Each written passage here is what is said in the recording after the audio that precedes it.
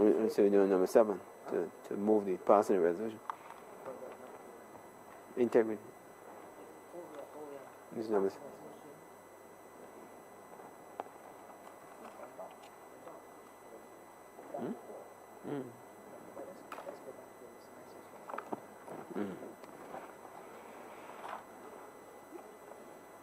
Yes, sir.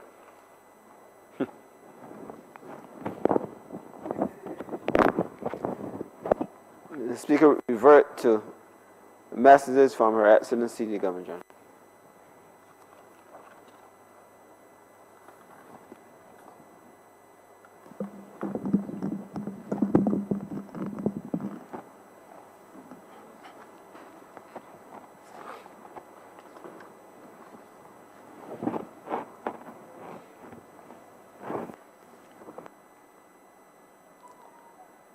Reference number GG 2S1A, Volume 2, dated 23rd December 2019. Dear Mr. Speaker, I have the honor to inform the Honourable the House of Assembly that I shall be away from the island during the period 23rd December 2019 to 3rd January 2020 on vacation leave. In accordance with the provisions of Section 29, Subsection 1, Subsection A of the Constitution, Sir Kenneth Hewitt, K.A., CBE, BJH, will perform the functions of the Office of Governor General during my absence. As the Honourable the House of Assembly will not be meeting prior to my departure, it will not be possible for the usual formal message to be sent to your chamber. Will you, therefore, formally bring my absence to the attention of the Honourable the House of Assembly when next it meets? I have the honor to be yours faithfully, Governor General.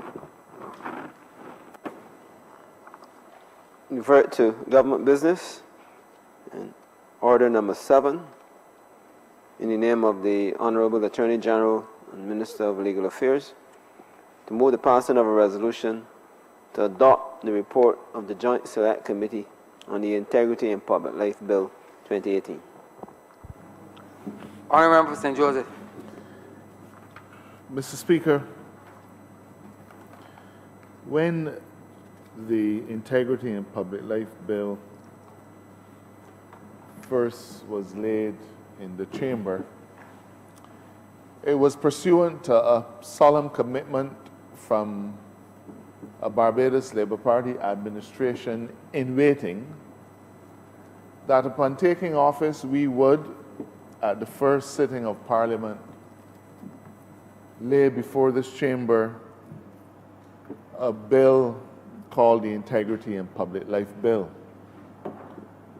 So committed were we to this process, sir, that long before the election, and recognizing the direction that things had taken in Barbados in relation to governance and poor standards among the leaders of our country on the government side,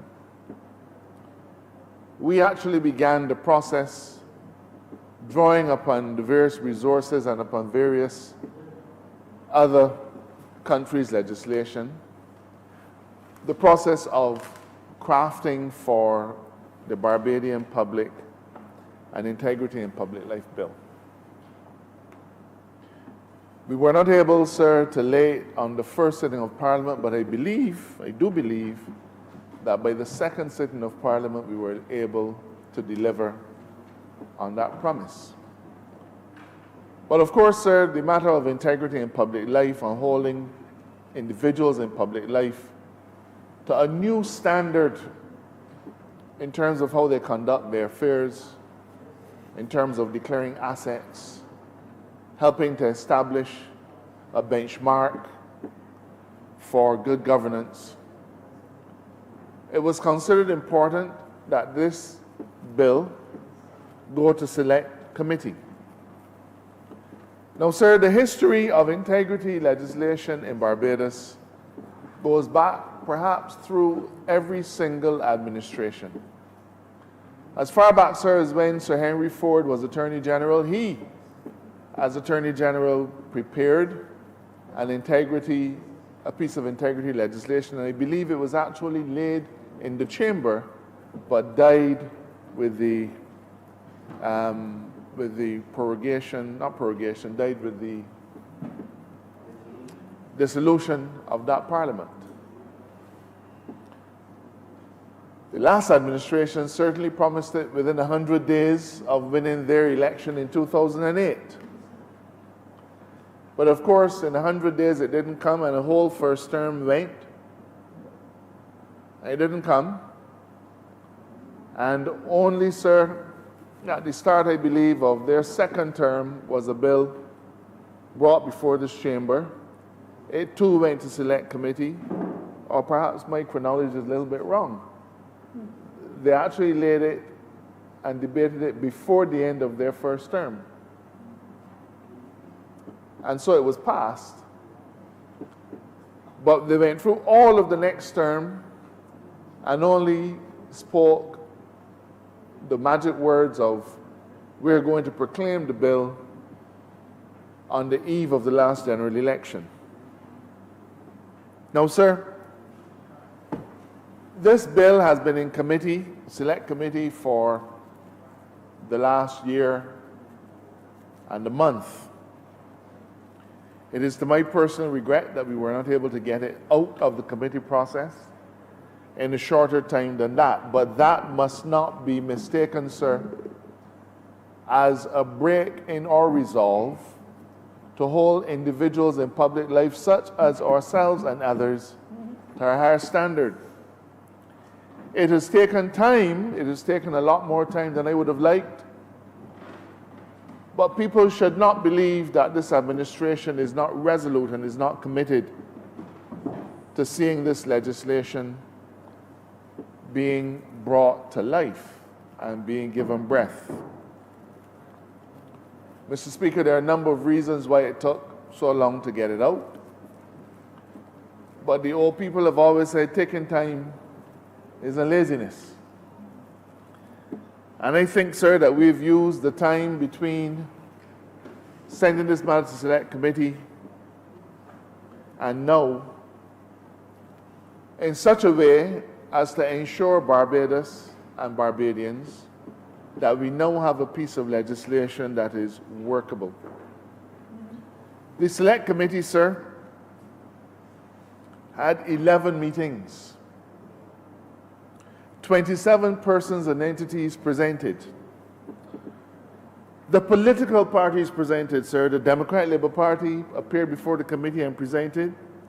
The UPP, Solutions Barbados, and I believe there were one or two others that appeared before the committee and made submissions.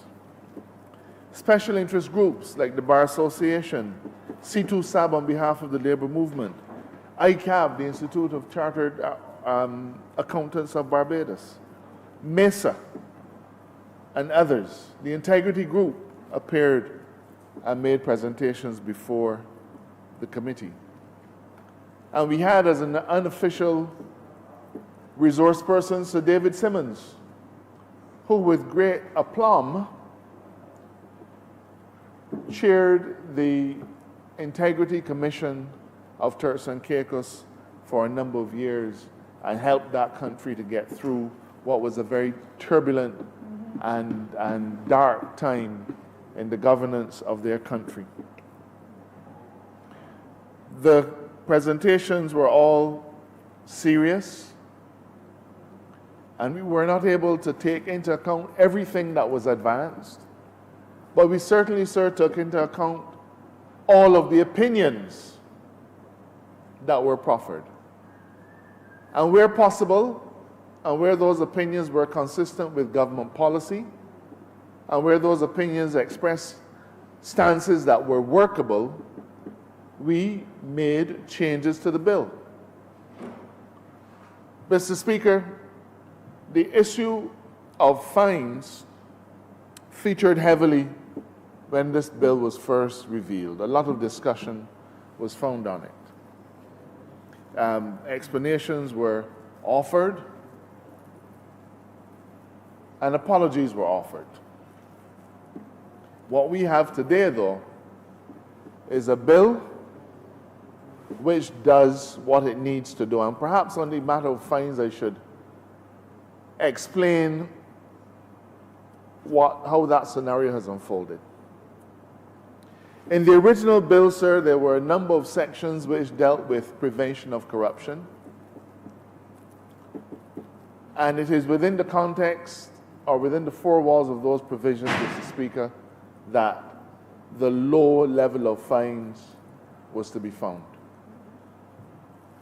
Now, sir, one of the things that the time it has taken us allowed us to reflect on was the desirability of having anti-corruption provisions within a bill that is really identified as targeting those persons, those named persons in public life. Because I remind you, sir, that this bill targets in its first, and these are listed in the first schedule, a number of office holders.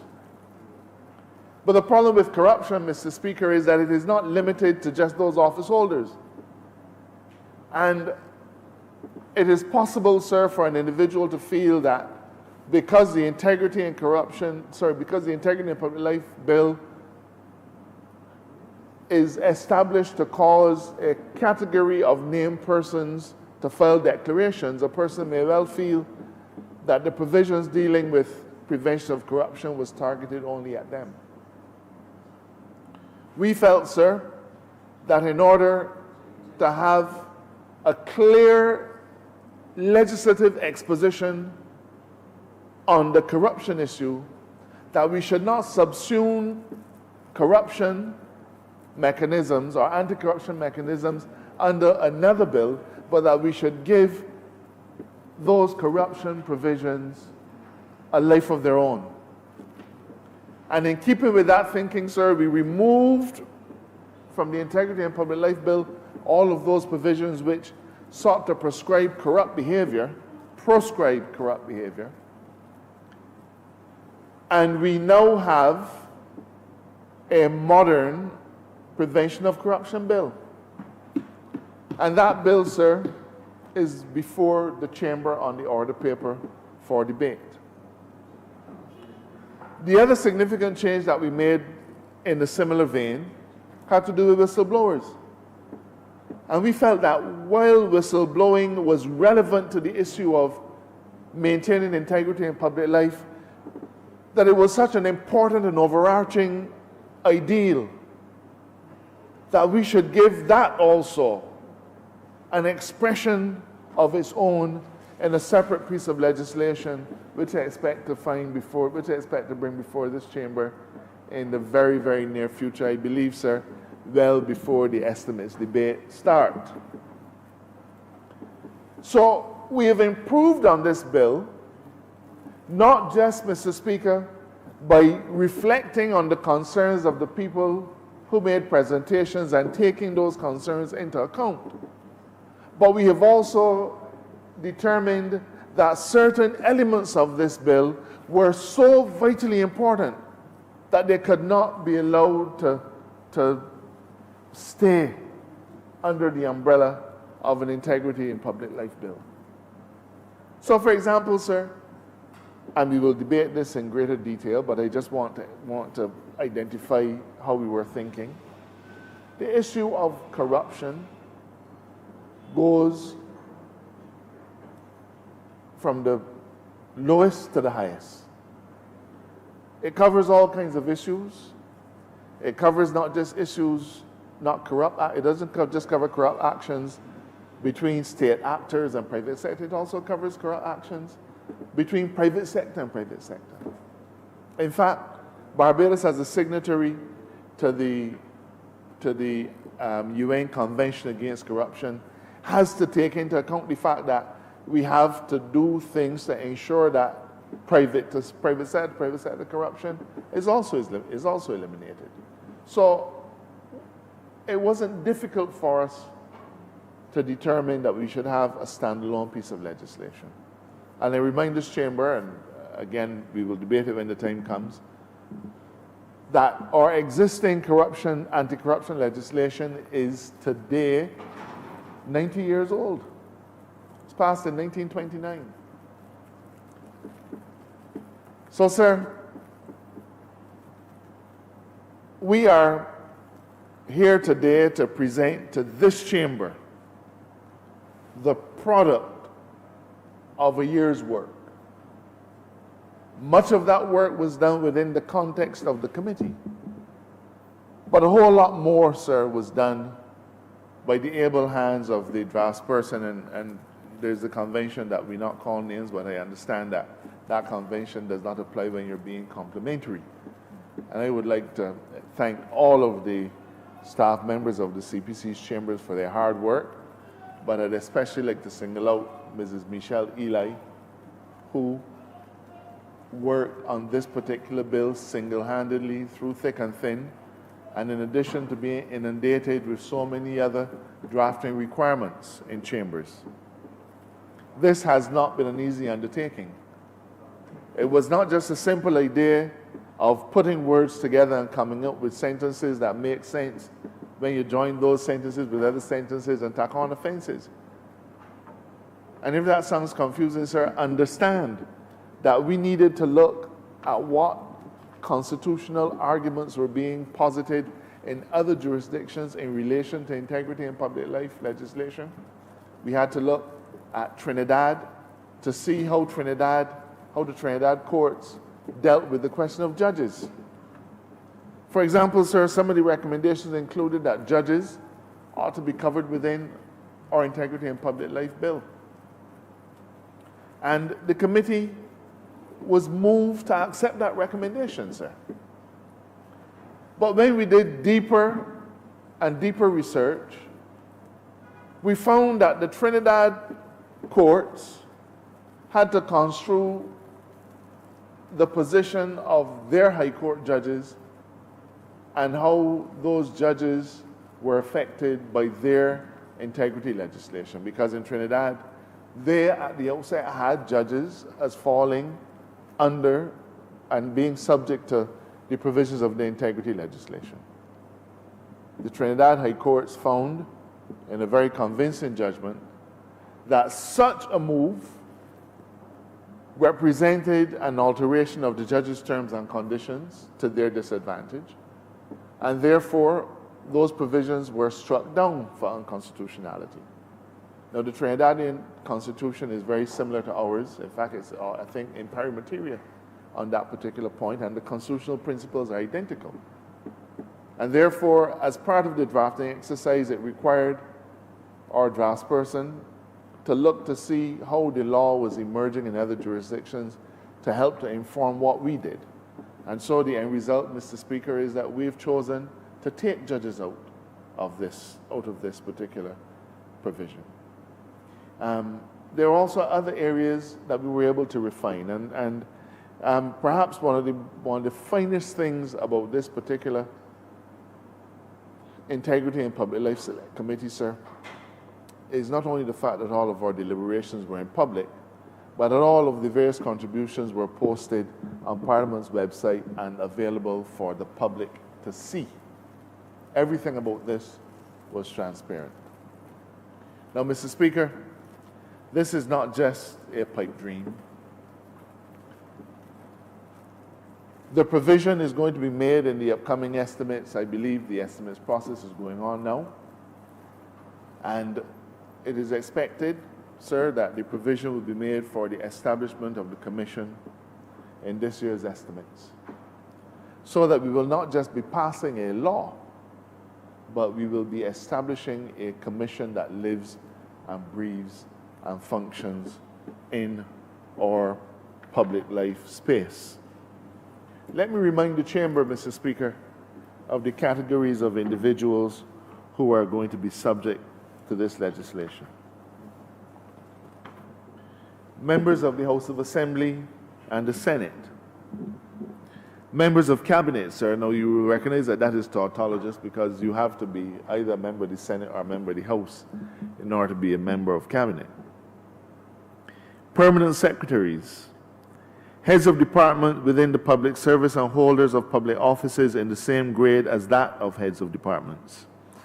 Chairpersons of the state-owned enterprises listed in Part 2 of this schedule, sir, and we have identified, we have listed 58 state-owned enterprises, and we don't have to come back to Parliament if a state-owned enterprise has collapsed. We can just change it by written indication from the minister. And if we establish new state-owned enterprises, sir, again, you can add to this schedule by a simple resolution. In addition, sir, chief executive officers, general managers, and other executive heads of state-owned enterprises, magistrates, director of public prosecutions, auditor general, and members and senior officers of the commission. Those individuals are covered. Now, Mr. Speaker, there is the common view that by compelling Barbadians to disclose their assets to this commission, and I repeat that the assets will only be disclosed to the commission, they will not be made public, only the commission will know what declaration you file. But it was a concern that individuals who might want to serve, especially as it relates to statutory boards, might shy away. Now, I am certainly aware, sir, that there are some individuals, I'm sure some have told you, some have certainly told me, that they would not be inclined to serve on a statutory board if they have to declare. But I say two things. I believe, sir, that notwithstanding this particular impediment, we will be able to attract right-thinking and individuals, right-thinking individuals, and individuals who are committed to high standards and who are willing to work. So I don't have a fear, sir, that because we will now be requiring them to declare their assets, that there will be a massive exodus of our chairpersons and they will say, I don't want to serve anymore. I think the people who have agreed to serve at the request of Cabinet are individuals who have their country at heart. And given the level of confidentiality associated with their disclosures, I believe, sir, that we will continue to be able to attract individuals to public life, individuals to chair our boards. But I also believe, sir, we're going to continue to attract individuals to serve in Parliament. There are individuals now who might be saying, well, I don't know if I really want to become a parliamentarian because I have to declare my assets. But if that is a big issue, that person needs to step away. As long as you're prepared to serve in public life, you have to agree to be held to a different standard. Plain and simple. Now, let me remind you that this commission, people have some great mystery about what the Integrity Commission will do.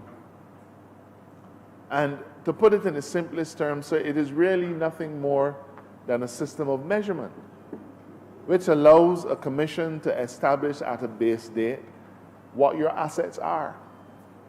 And then 2 years later, you file another declaration. And if there is some unexplained increase in your assets, then that represents a trigger point, which allows the commission to conduct an investigation to determine where you got that from. Now, sir, let me remind you that in the last 20 months, this administration has put in place a whole arsenal of legislative instruments, all of which have at the center the elimination of corruption. Sir, we now have unexplained wealth orders as part of our law. And what is an unexplained wealth order if not an avenue to strike at the heart of corrupt practices?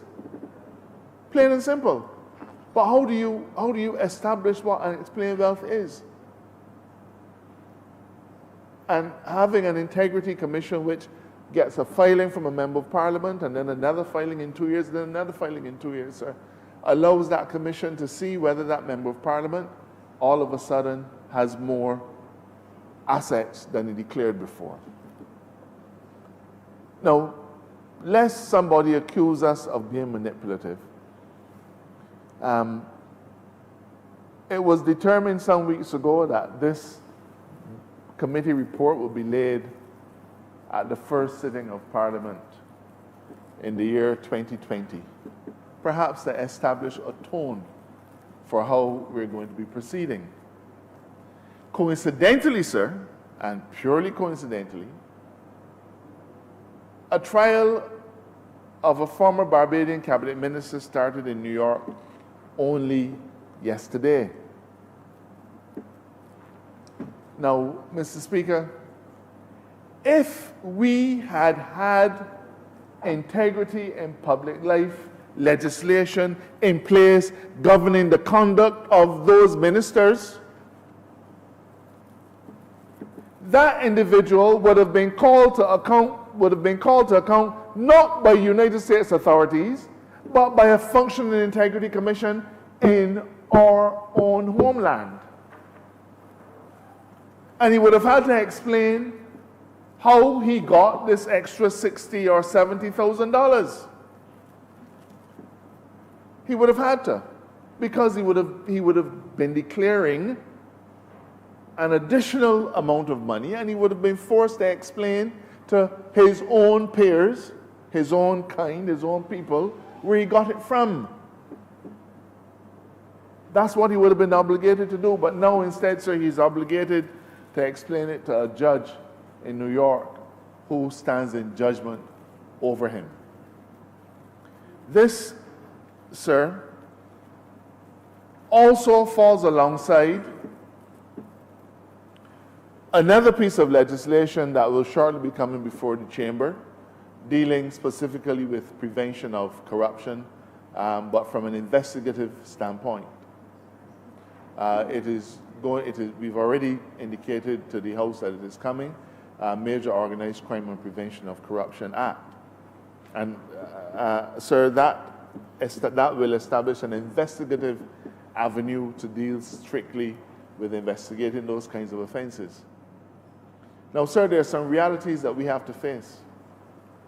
And among those realities are that Barbados is a country that is strapped for resources. Financial crimes, which would include acts of corruption, bribery, and so on, would in the ordinary course of things be investigated by the police force through their Financial Crimes Investigation Unit. That unit, sir, has only recently been strengthened to the tune of 6 police officers. Not 60, sir. 6. 6 police officers is the number of officers in this entire country who investigate financial crime and who would investigate bribery and corruption. Now, the fact is, sir, that in addition to that, they also investigate skimming of money from ATMs, they investigate fraud, a whole set of things, sir. Now, we have some capacity issues, but I'm able to say to this chamber that in the upcoming estimates, the police will be, on behalf of the police force, I'll be submitting a request to the Ministry of Finance for additional manpower, trained manpower resources, so as to strengthen the investigative ability, but also in the establishment of this major organized crime and anti-corruption unit, we will also be giving them specialized investigative skills, human resources, so as to be able to root out corruption in Barbados. So it isn't just the integrity legislation standing on its own, it is a whole set of other pieces of legislation that when combined change the landscape. Now let me say this, sir. This administration spoke stridently against corruption in the last election. We spoke stridently against it during the 2 terms of the last administration. We pointed out instances where we were concerned. We pointed out what we considered to be corrupt acts and corrupt practices. And we were laughed at, we were ignored. No. We are no good as a political class unless we are prepared to be held to the same standard that we expect others to abide by. And it is to our credit, sir, it is to our credit that we have been brave enough to bring to this chamber and to make as part of the laws of Barbados legislation that binds us as leaders of this country as well. Because every single law that we pass to root out corruption applies not just to the next set of politicians, but to this set of politicians. And I think, sir, I'm not asking for accolades for any of us or anything of the sort, but it is to our credit that when we pass these laws, when we enact these laws, that we are willing to say to the public of Barbados, these are the standards that I expect to be applied to me as well. Now, but I know that Barbadians want to know what is happening to all of the corruption that we spoke about in the last election. Now, let me say this again. And perhaps as a lawyer, some of us might have a keener understanding for how a trial actually works. Before you bring a case against an individual, you have to amass evidence. Plain and simple, sir. And there are people walking up and down Barbados saying, I know that so-and-so did that. I know that so-and-so did that. When what they really mean is, I hear that so-and-so did that. Or I feel that so-and-so did that. I have a funny feeling that Mr. So-and-so took money from this other individual. There are rumors that Mr. and Mrs. So-and-so took money for this and for that. There are rumors that you had to pay in order to be able to get a permit and so on. Where there's smoke, there's fire. But where there is no evidence, the investigating authorities will have a monumental task putting together a case. It is simple. How many of us read the court pages? And you look at a trial and every day you read the evidence. And then you start to formulate for yourself, man, you don't believe this body. You're in court, you know. But I don't believe this body. I feel he can get off. I feel that person can get off. When you are bringing corruption charges against individuals, you have to have the evidence. Now, from day one, sir, we call on people to come forward and give us the evidence. And there are people, Mr. Speaker, who have met with us and they've given us information. But then when we say to them, I want you to give a statement to the police, they then tell you, man, I don't know if I want to do that, yeah. I got to live here too. My children just go to the same school as so-and-so. I don't feel I can be safe if I do that. Suppose the body come back for me. Every single excuse under the book. But yet still they want us to be able to come in and wave a magic wand and corruption will be unfolded before us like a Christmas paper wrapping off of a box. It doesn't work that way. It doesn't work that way. The investigation of corrupt practices is painstaking. It takes time. And I remind this chamber, I've said it before, but only last year, after being in government for 4 years, for 3 years, was the PNM administration, the Rowley administration in Trinidad, able to amass enough evidence to bring a single charge against a former government minister. But we are not letting that daunt us. Let me say to the chamber, I don't think that this has been disclosed to the public of Barbados before now. Recognizing that investigative capacity in Barbados is limited, and drawing on the experience of Trinidad and Tobago and how they had to deal with the investigation of corrupt practices in Trinidad and Tobago, this administration engaged the specialist services of an important and very reputable law firm in England. And that firm, sir, has specialized in doing corruption and bribery cases both in England, the United States, and other parts of the world. That is their experience, sir.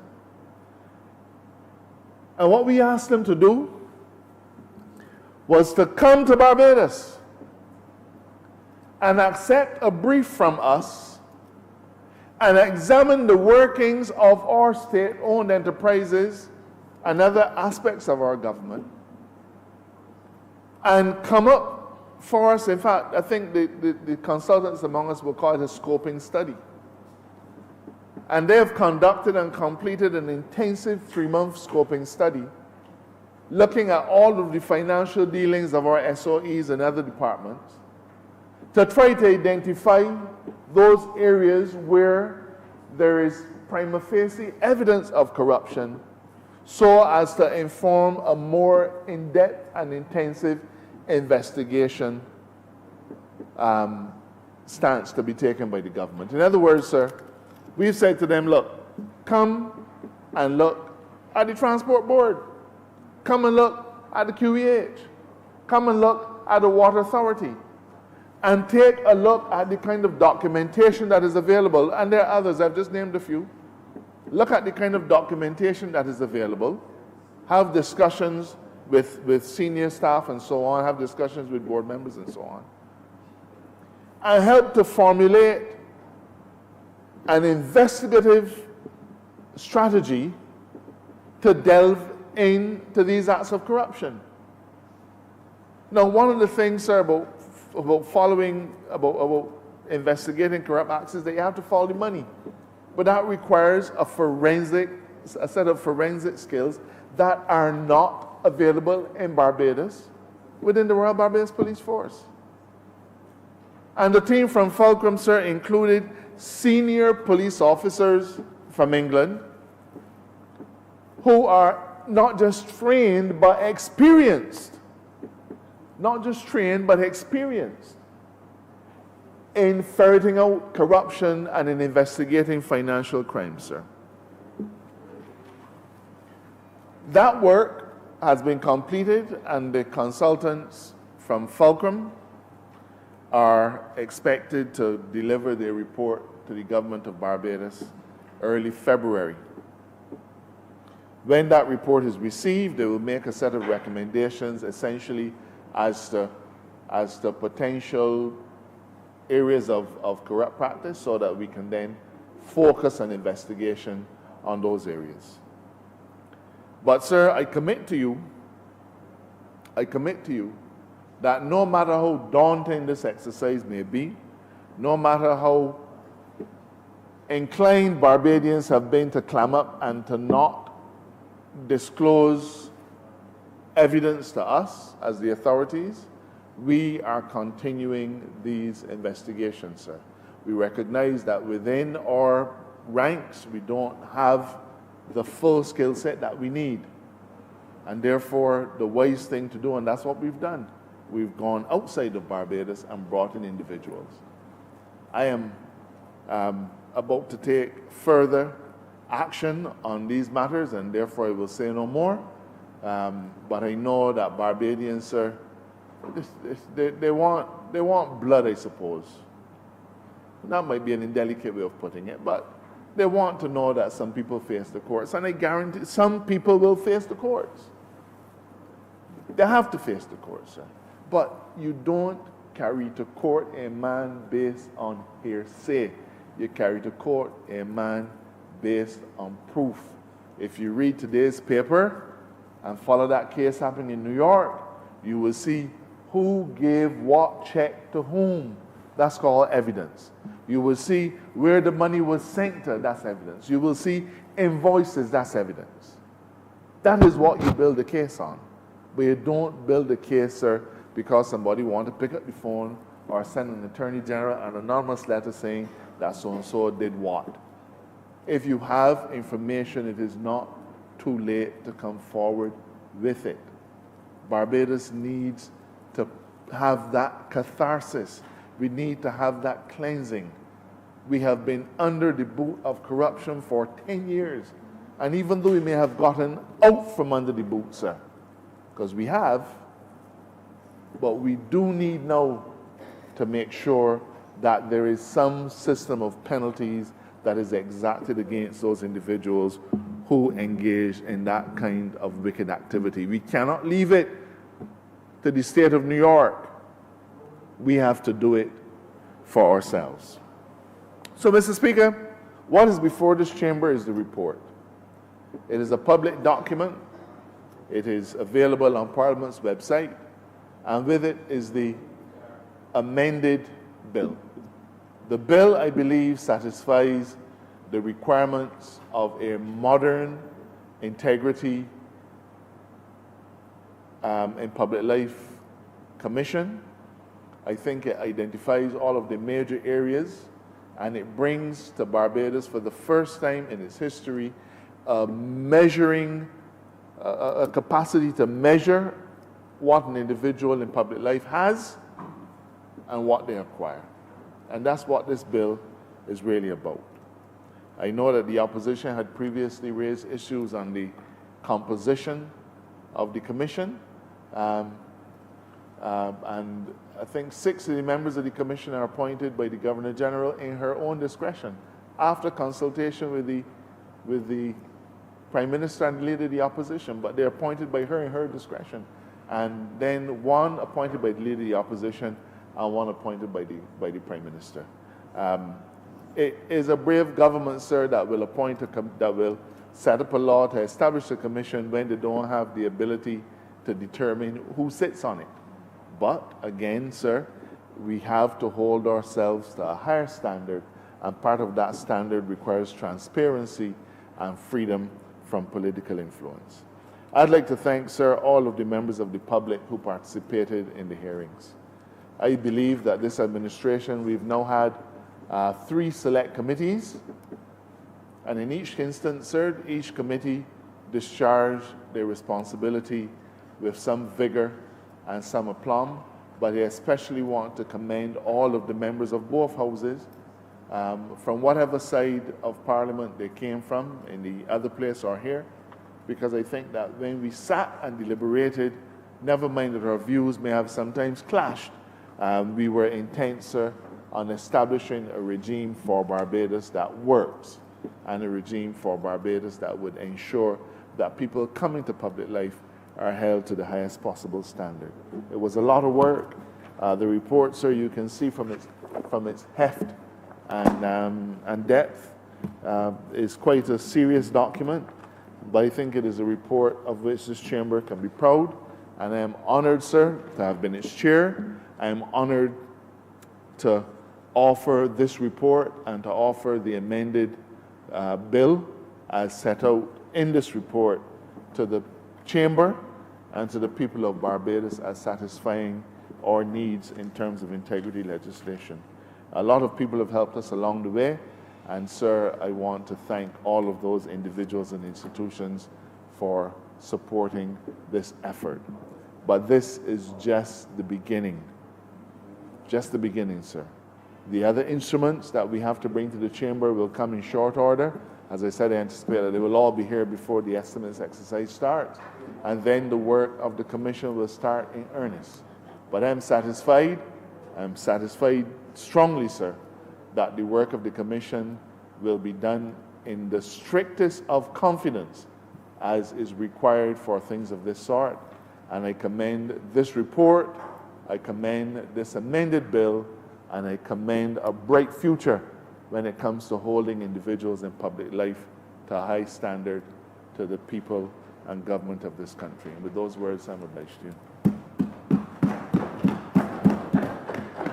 Honourable Member for St. Peter. Thank you very much, Mr. Speaker. I rise to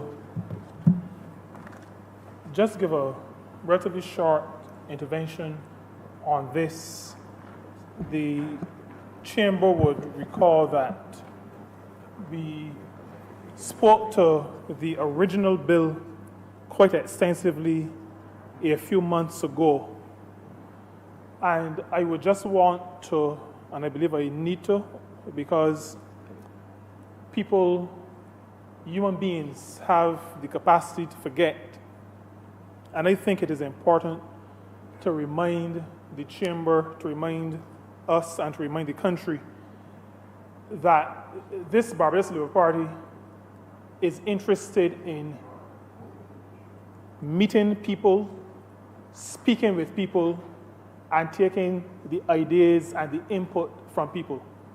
And so even though we had quite extensive debate on this before, that original bill was sent to a joint select committee, as indicated by the Honourable Member for St. Joseph, because we felt that to have good legislation, we needed the benefit of greater input.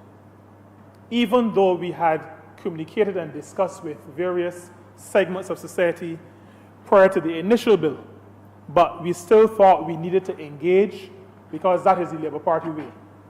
Rubbing shoulders, talking to people, taking input, and making sure that whatever we come up with as the policy of government, as legislation, has benefited from that input.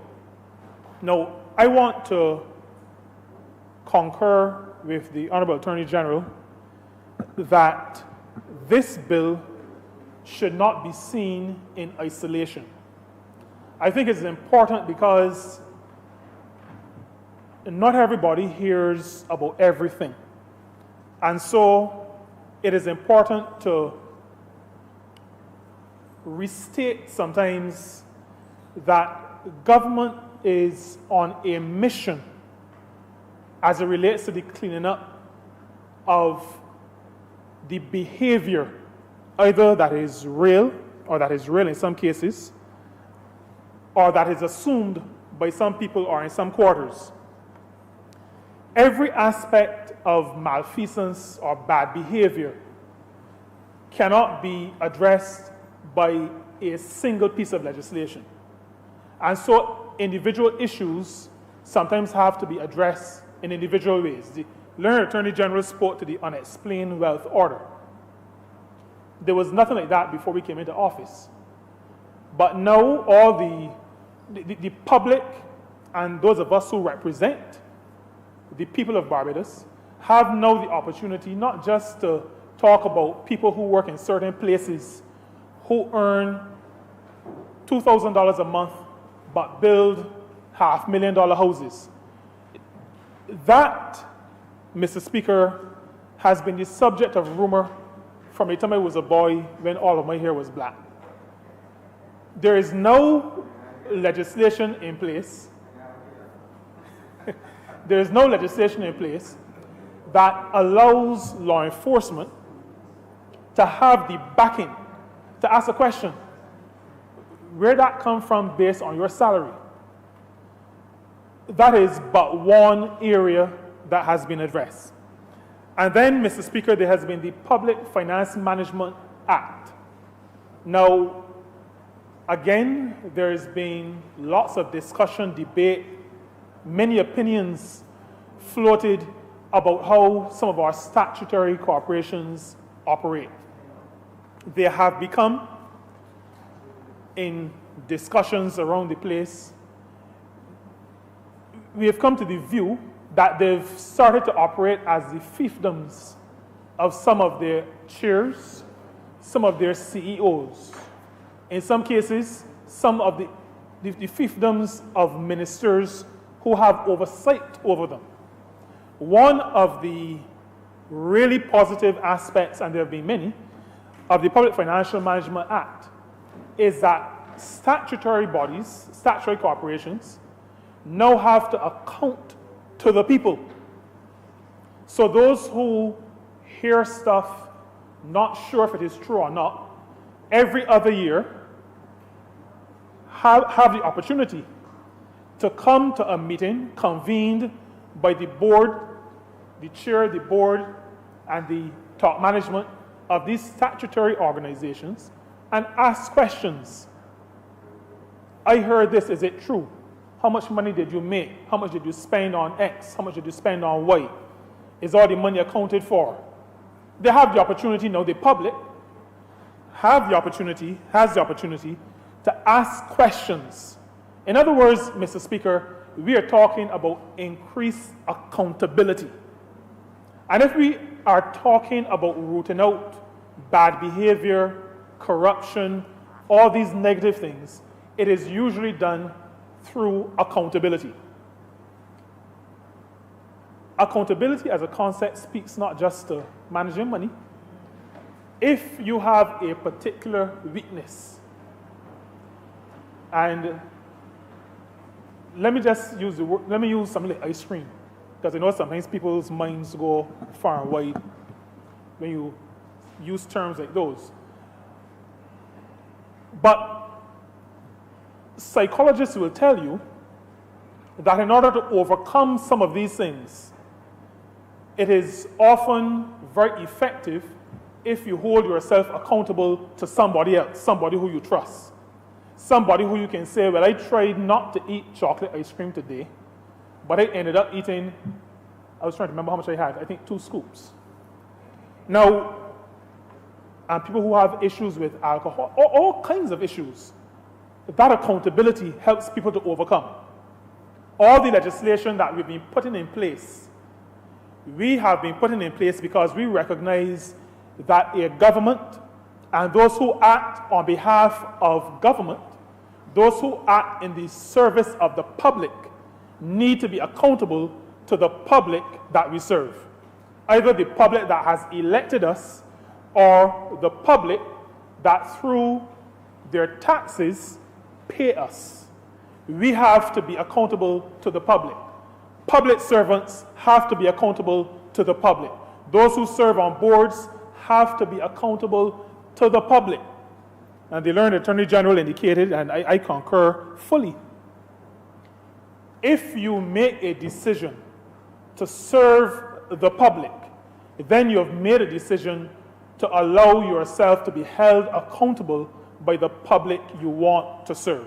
And so I would want to encourage right-thinking Barbadians generally not to see the requirements of the Integrity in Public Life Bill, hopefully soon to be an act, not to see it as a burden, but to see it and to see compliance with it as part of their contribution to good governance in this country.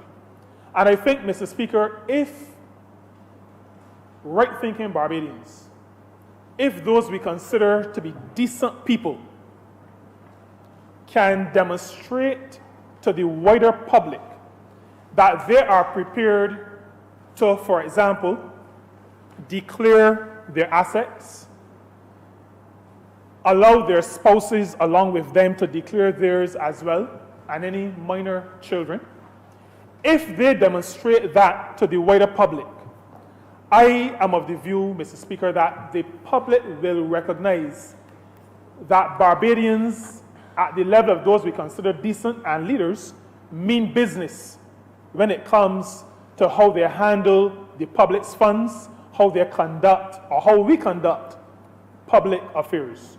I want Barbadians to see this as a contribution, a demonstration of leadership, but a demonstration that we are prepared to lead well and to allow others to hold ourselves, to hold us accountable.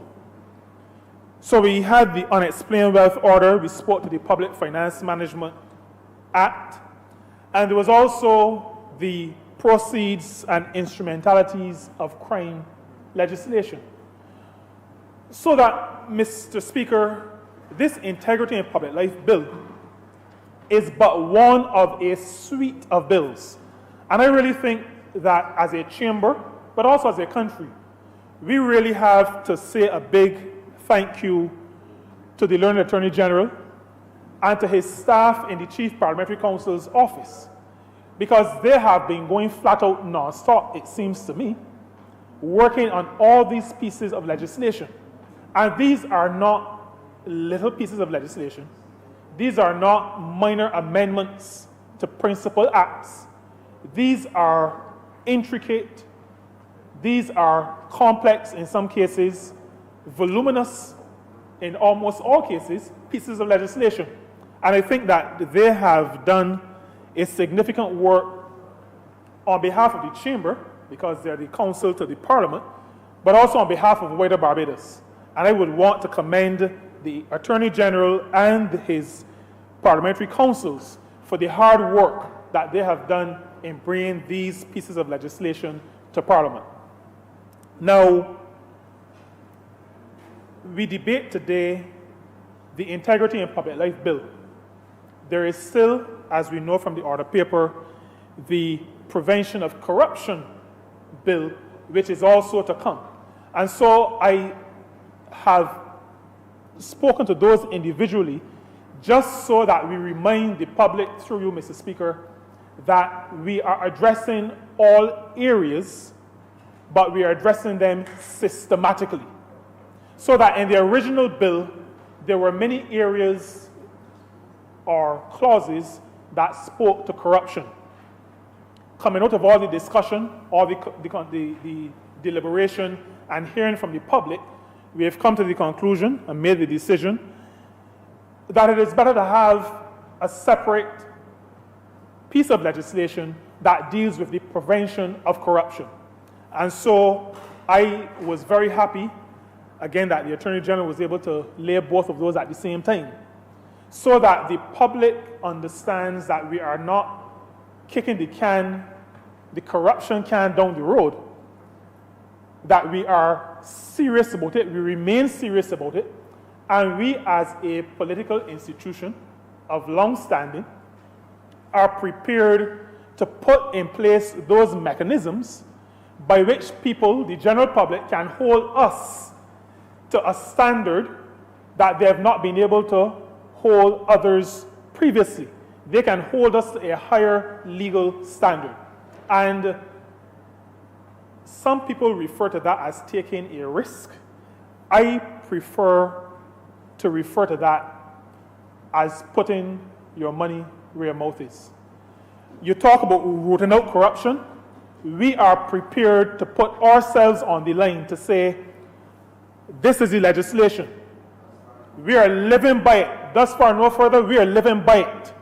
If we breach it, lock us up, pelt away the key. That is the standard that we are setting for ourselves, but also for all those who will come after us.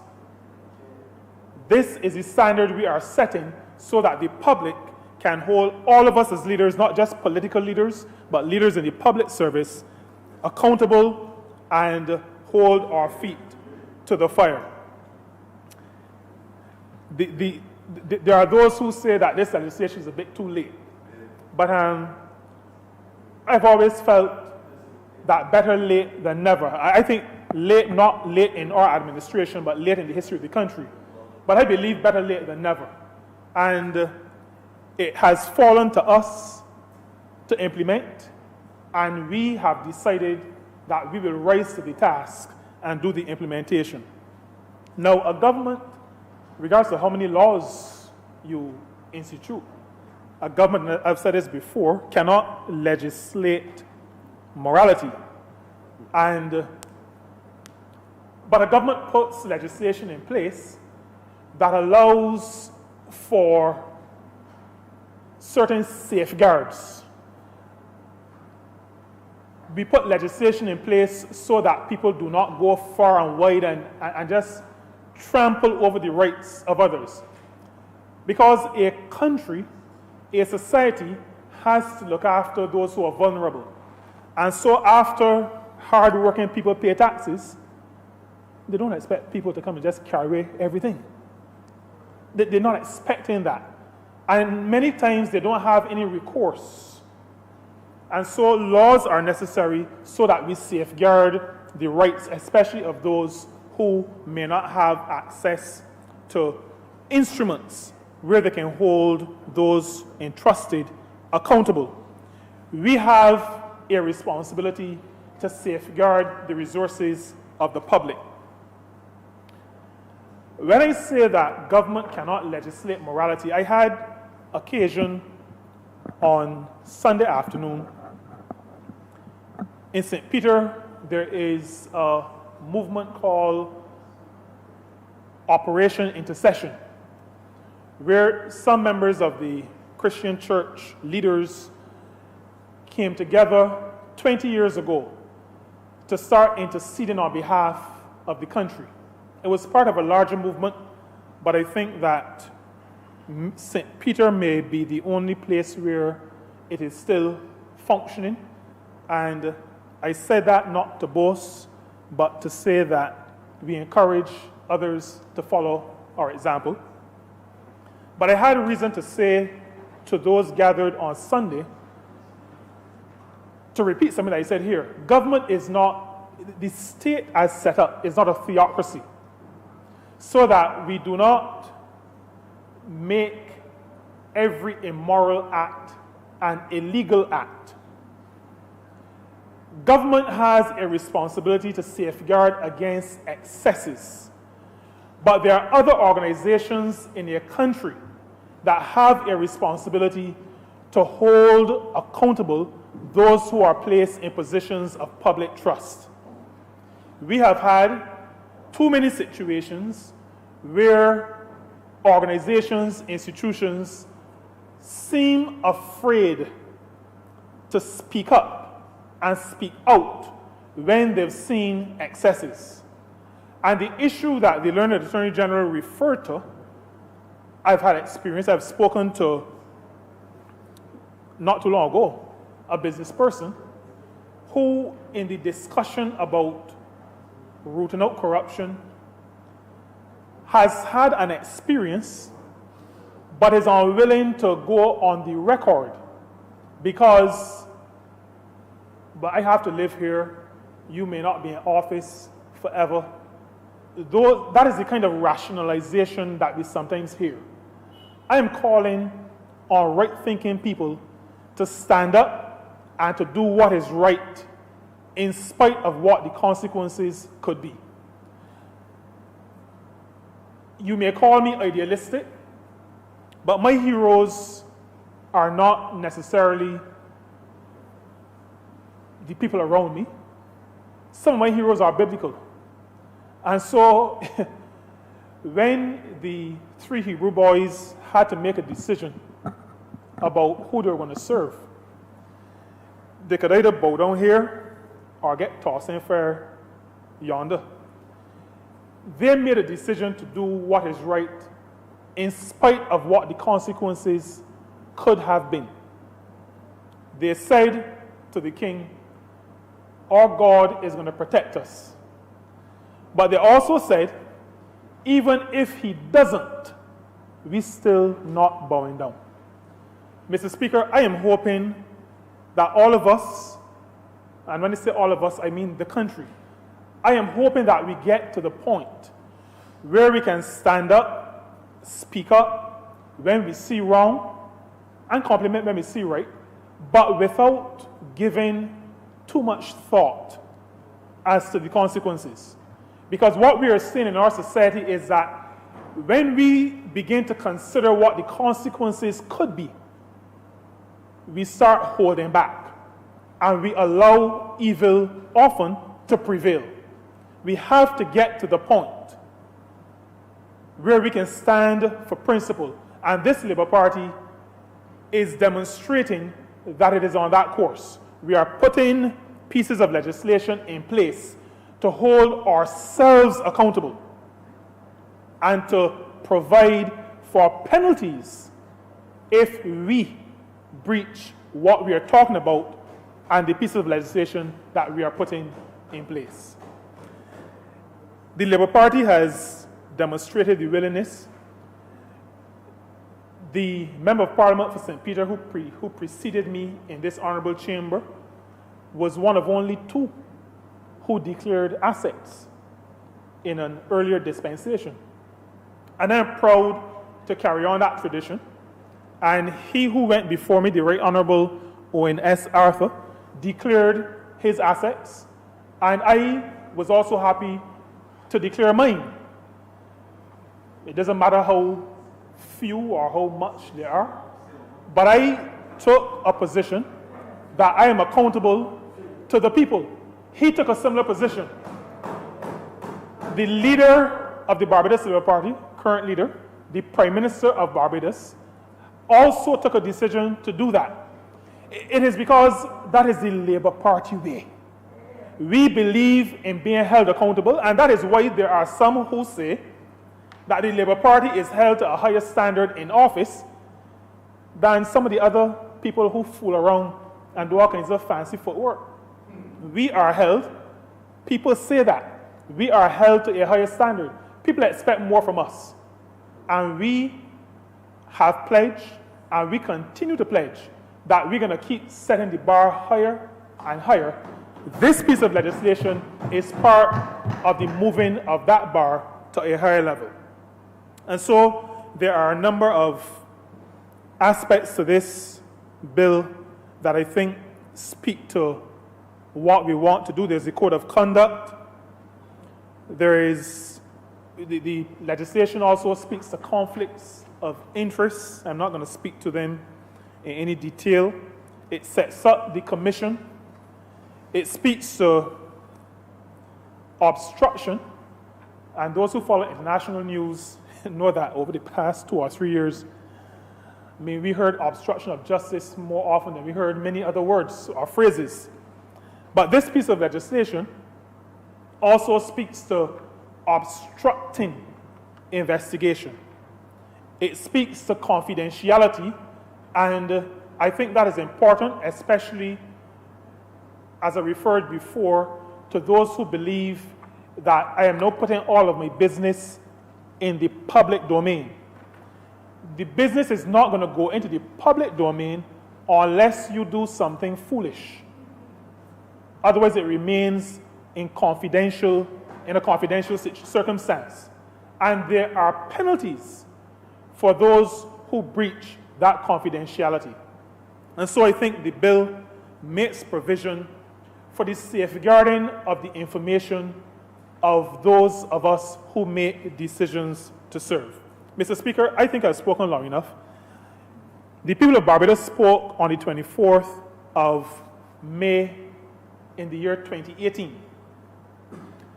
The people said to themselves, to all of us, and to the world, we are tired of, in Rosehill, they would have said, we are tired of thieving.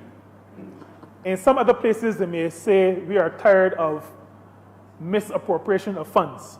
But we are real in Rosehill and in Spite Sound. But people were tired of what appeared to be wholesale, crass misappropriation of the hard-earned money that taxpayers paid into the treasury. And the people of this country spoke loudly, resoundingly. And so, Mr. Speaker, we, even though it is in our DNA to hold ourselves to a high standard, we can also say that we have also responded to the loud voice of the people of this country. And this Integrity in Public Life Bill, well, the report is what we're discussing, but there's a bill contained in the report. This bill is part of our answer, part of our response to the people when the people said, we're tired of what we're seeing, we want greater accountability, we want integrity in public life, we want the rooting out of corruption. This is part of the response. And so, Mr. Speaker, I fully endorse the report before this Honourable Chamber. I fully endorse, as a member of the Joint Select Committee that considered this piece of legislation, I fully endorse the bill that is embedded in the report. I commend it to the Chamber, but beyond commending it to the Chamber, I commend this report and this piece of legislation to the good people of Barbados. I'm obliged to you. Honourable Member for St. James North. Thank you, Mr. Speaker. In the 19 months that this Barbados Labour Party has formed the government of our beloved country. This Parliament has seen the enactment of wide and expansive range of legislation. Legislation to improve the economic well-being of our country after we found it in the gutter, essentially, on May the 24th, 2018. We've passed legislation to improve the social well-being of the people of this country in terms of education. For example, the restoration of free tertiary education, state-funded tertiary education at the University of the West Indies, and the healthcare legislation that we've enacted, buttressing the social welfare system of this country. We've improved, sir, and addressed issues relating to town planning, legislation, and facilitation of doing business in this country, sir. But as equally important is legislation relating to the governance of this country, transparency of this country, and accountability of people in public life, sir. People in this chamber, sir, people who have had opportunities or who have opportunities to serve on boards, statutory boards, and to serve in high offices, sir, in the bureaucracy of this country, sir. And that is as equally important as legislation to improve the socio-economic well-being of this country. So because corruption and lack of transparency, lack of accountability, bribery, and as the Honourable Member of St. Peter just said, plain outright thievery can destroy a country as much as any poor economic management or incompetence by those who govern the country. And hence, sir, I am happy today to be part of the debate in this Parliament on a bill which would establish a regime including an integrity commission to promote the integrity of persons in public life and to strengthen measures for the prevention, detection, investigation, prosecution of acts of corruption in terms of the administration of the public life and the public affairs of this country.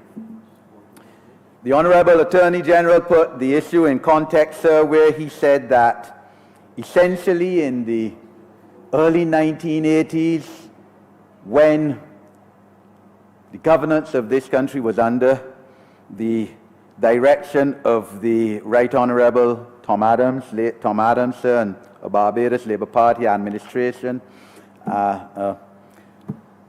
Prevention of Corruption, Integrity Bill rather, sir, was laid in this Parliament, but never came to pass.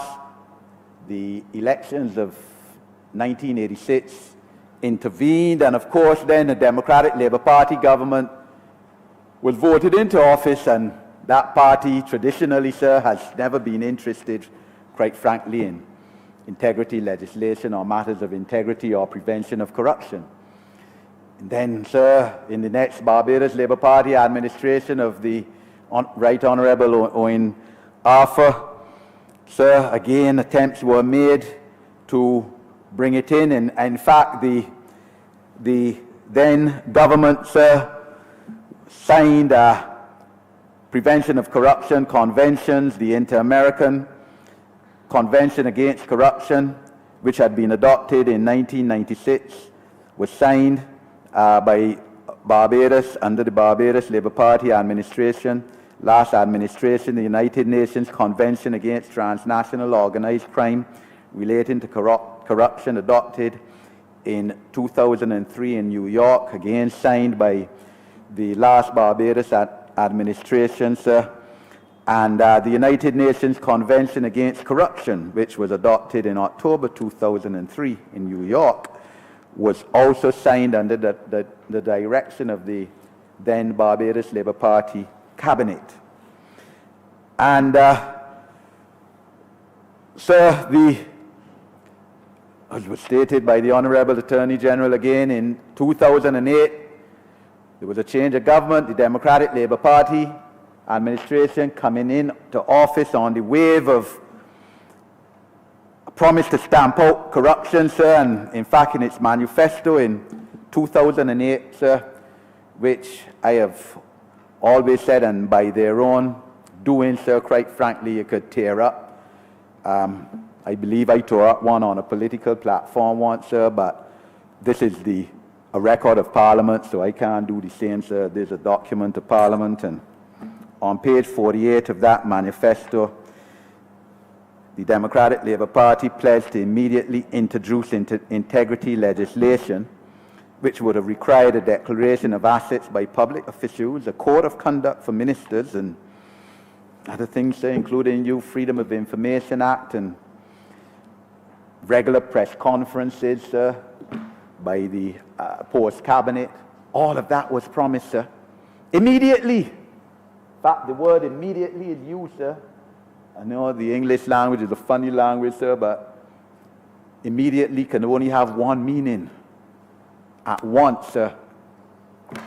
In 10 years, 4 months of being in office, sir, the Democratic Labour Party gave a whole set of excuses why integrity in public life administration or prevention of corruption legislation, modern prevention of corruption legislation, could not be implemented in this country, sir. It ranged from the ridiculous to the nonsensical to the plain right hypocritical. You had the now former Prime Minister saying that in fact there was already prevention of corruption legislation, so what people keeping noise about? Don't mind that legislation. One has to be careful in using the language in this honourable chamber and the references being made, sir. Sorry, sir?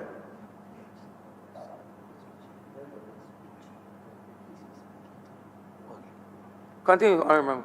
Okay, sir. The then Prime Minister, sir, last Democratic Labour Party Prime Minister, said that there was already prevention of corruption legislation. Don't mind is 90 years old, sir. Don't mind that the maximum fine was $2,400. Don't mind that you had to prosecute the act within 6 months of it taking place, sir. And that, of course, was in the day when the computers was unimaginable, sir. A transmission of technology, and there was no issue of seizure of assets, sir, or any such thing. He said that there was prevention of corruption legislation in Barbados. And don't mind, sir, that no one has ever been charged under that act ever in the history of the 90 years. So that shows that it is ineffective. You had, sir, the then Attorney General, former member for St. Philip South, sir, saying that people like myself who used to clamor for modern day prevention of corruption legislation and integrity legislation were making silly noises, stupid noises, sir, and that his ministry had better things to do with its resources rather than to bring in an integrity commission, sir. You had the then Prime Minister again saying that there was an overlap between integrity in public life administration and prevention of corruption legislation, sir. But yet this party, sir, under this cabinet, has been able to unravel that overlap by laying 2 acts of Parliament, sir. One, prevention of corruption legislation, and the one we are debating today, sir. It doesn't take any legal genius, sir, to unravel that overlap, which was merely being used as another excuse by the Democratic Labour Party for its failure to bring in this legislation. So they rushed to Parliament as, I believe it was their last act of the 2008-2013 Parliament to pass prevention of corruption legislation, sir. It was indeed signed by the head of state as is required, sir, but was never implemented because, of course, they never set up the commission, which would take the declarations of the financial declarations, sir, and would have power of sanctions, etc., sir. And one cabinet minister under the Democratic Labour Party government, sir, when I asked him about it, actually told me, you think we're going to pass, we're going to implement legislation to lock up with one another? And we know why, sir.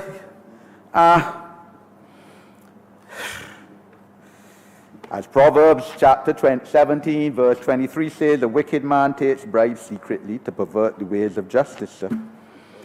And but the reality, sir, is, as the British philosopher Edmund Burke said, among a people generally corrupt, liberty cannot exist. And the reality is that just as much as poor, incompetent, in fact, indifferent economic and social management of this country by the last administration took millions, indeed billions of dollars, out of the economy of this country, just as much so, corrupt practices of which there was no legislative sanction by those in high office robbed this country and placed this country, sir, as the third most indebted country in the world, for one per capita, and in serious, serious danger, sir, of becoming a banana republic and a failed state.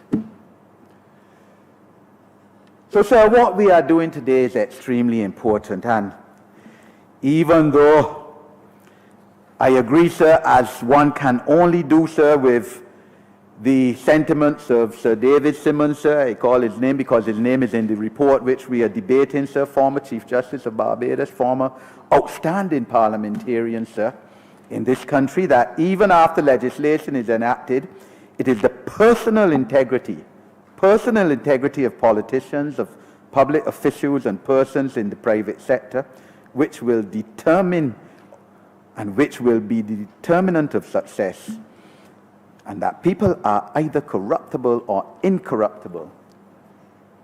You have to have the legislative platform, sir, on which those who err and go astray can be punished, sir, and that there will be some holding device that anyone who even thinks of engaging in corruption or bribery can say, well, look, there's this sanction, and therefore I will not do it.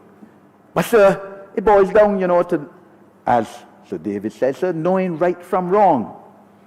Knowing right from wrong, something that you learn, as the psychologists and psychiatrists tell me, sir, by age 5.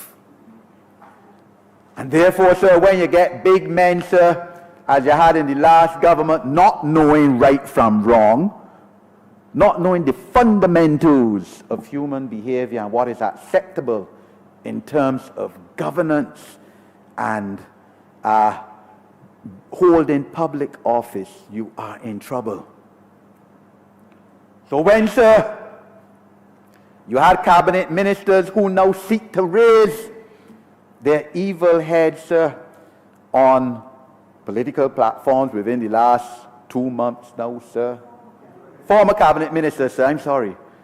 Now seeking to raise their evil heads and their voices, sir, in the last 2 months, some parts of Barbados, sir. But they all same too. Cabinet ministers, sir, were the same people who used to drive in here $500,000 vehicles owned by a company, sir, and we had laid the documents, the licensing documents in this parliament, sir. I still have them in this file, sir, registered in the name of a private company. License numbers, sir. You used to go outside and compare the license number with the document here, sir, which we had laid in Parliament. And sir had no compulsion, did not know right or wrong that they should not take a gift, sir, from a private sector company which was doing business within their ministry, sir. Ministry of Transport and Works, sir, and the Ministry of the Environment, sir. Didn't know right from wrong, sir, and therefore unfit to hold public office and should not be raising their voices at all, sir. In fact, they should be walking about in complete shame for having destroyed Barbados, sir. And therefore, sir, when you get Auditor General's report, sir, as were laid in this Parliament on the Transport Board, which showed millions and millions of dollars being wasted, being spent unnecessarily, invoices double paid, sir. Parts for buses costing 6 times as much as they should have been paid. Because, sir, a private sector company that gives gifts and bribes, sir, to corrupt public individuals must feel that they must get back the money some way, sir. And the people of Barbados, sir, the only people that suffer, you know. The people of Barbados who today, sir, rightfully ask all of us in here, sir, I want a house. I want a job. I want my road repaired. Where has the money gone, sir? The money that we left in January 2008, sir, $2.7 billion in foreign reserves. But all went, sir, in corrupt practices in the absence of prevention of corruption and integrity in public life legislation promised by the last government but refused to be enacted, sir, because they were not prepared to lock up the one another. So that is the context, sir, in which this debate today is before your Parliament, sir. And I am very happy to be part of this debate, sir, that will bring in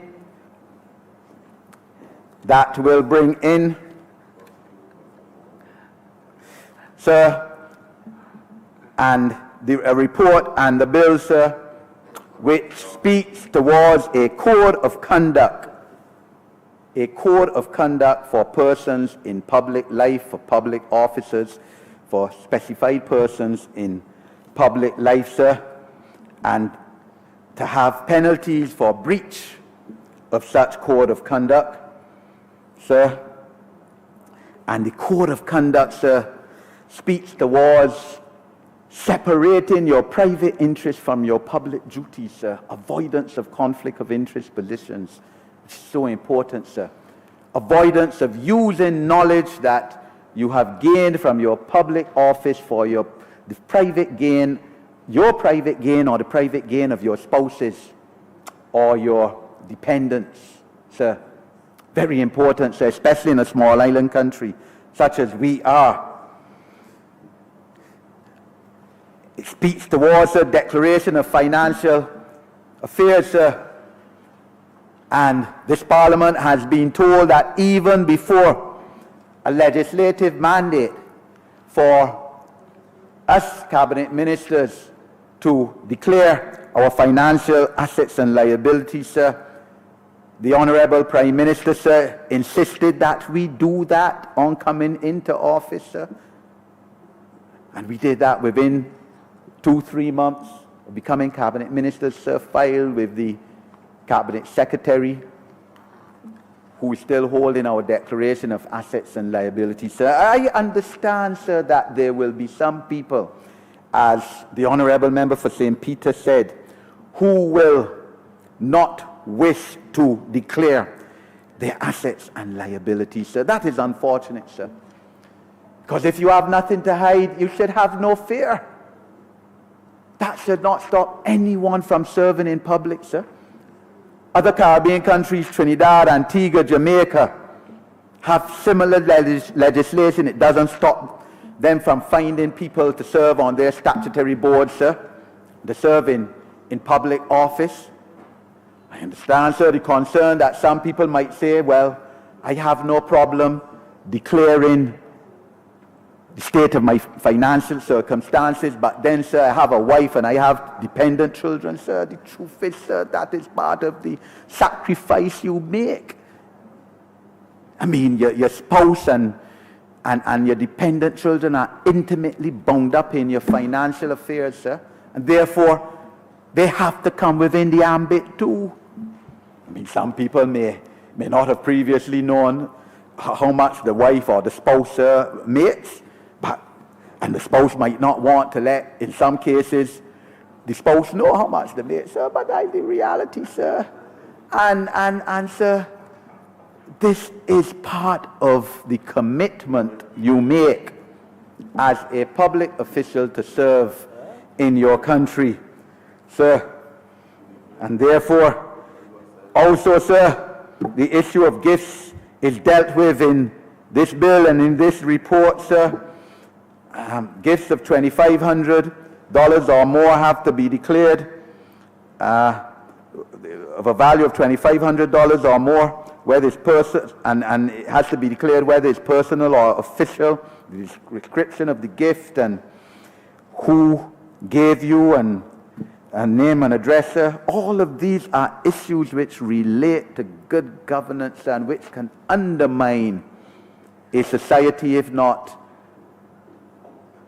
complied with just as much as poor economic management and incompetence in governance of a society, sir.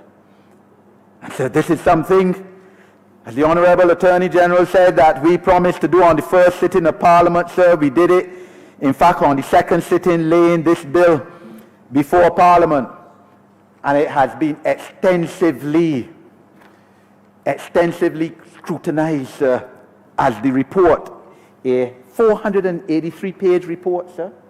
483-page report shows 11 sittings of the Joint Select Committee of Parliament, of both the lower house members and the upper house, sir. Both cabinet ministers and persons who are not cabinet ministers, sir. And everybody appearing, sir. Even the Democratic Labour Party appeared. That failed in 10.5 years to do anything. Appeared and gave their opinion, sir. And I have to respect their opinion, sir. It's part of the parliamentary process, sir. They did it too. Don't mind, they won't do anything about it. All the political parties, the pressure groups, the interest groups, sir. Even a former ambassador, Mr. Orlando Marvel, sir, highly respected, sir. And it's ironic, sir, because, and he as well, his submissions are in this report, and it's ironic because as an independent senator in the 2008-2013 term of this Parliament, the Democratic Labour Party appointed him as chairman of a commission looking into bringing into force integrity in public life legislation, prevention of corruption legislation, freedom of information legislation, sir, and reform of the Defamation Act. And he gave his report, sir, and the Democratic Labour Party did none of those things, sir, which they had mandated the commission which they formed to do, sir. But that is, sir, the difference between this party, sir, Barbados Labour Party, and the Democratic Labour Party, sir. Party, sir, that has, unfortunately, sir, since the death of its founding father, the Right Excellent Errol Barrow, sir, whose centennial birthday we celebrate this month, after his death, sir, has totally lost its soul, its direction, and its philosophical moorings, and, sir, has been hijacked by people, sir, who are unfit to hold public office, sir. The report and the bill, sir, defines the people who would come within the mandate of this legislation, sir. Includes as well persons exercising public functions and public officers, sir, and members, chief executive officers, managers, directions, employees of state-owned enterprises, sir, because we know that this is where a lot of the corrupt practices take place, sir. The Honourable Attorney General has informed the House of investigations into some of these state-owned enterprises under the last administration, sir. We have reports, sir, because we had a report of the Auditor General on the National Housing Corporation, sir, under the last government, and then one on the Transport Board, sir, and infidelities compounded, sir, at those corporations under the political directorate of the last Democratic Labour Party administration. But this legislation, sir, as has been said, does not stand on its own. It is part of a suite of legislation to ensure good governance of this country going forward, sir. The Proceeds and Instrumentalities of Crime Act, sir, which was passed in this Parliament in December 2018, sir, I think one of the last acts of Parliament before we broke off for Christmas in 2018.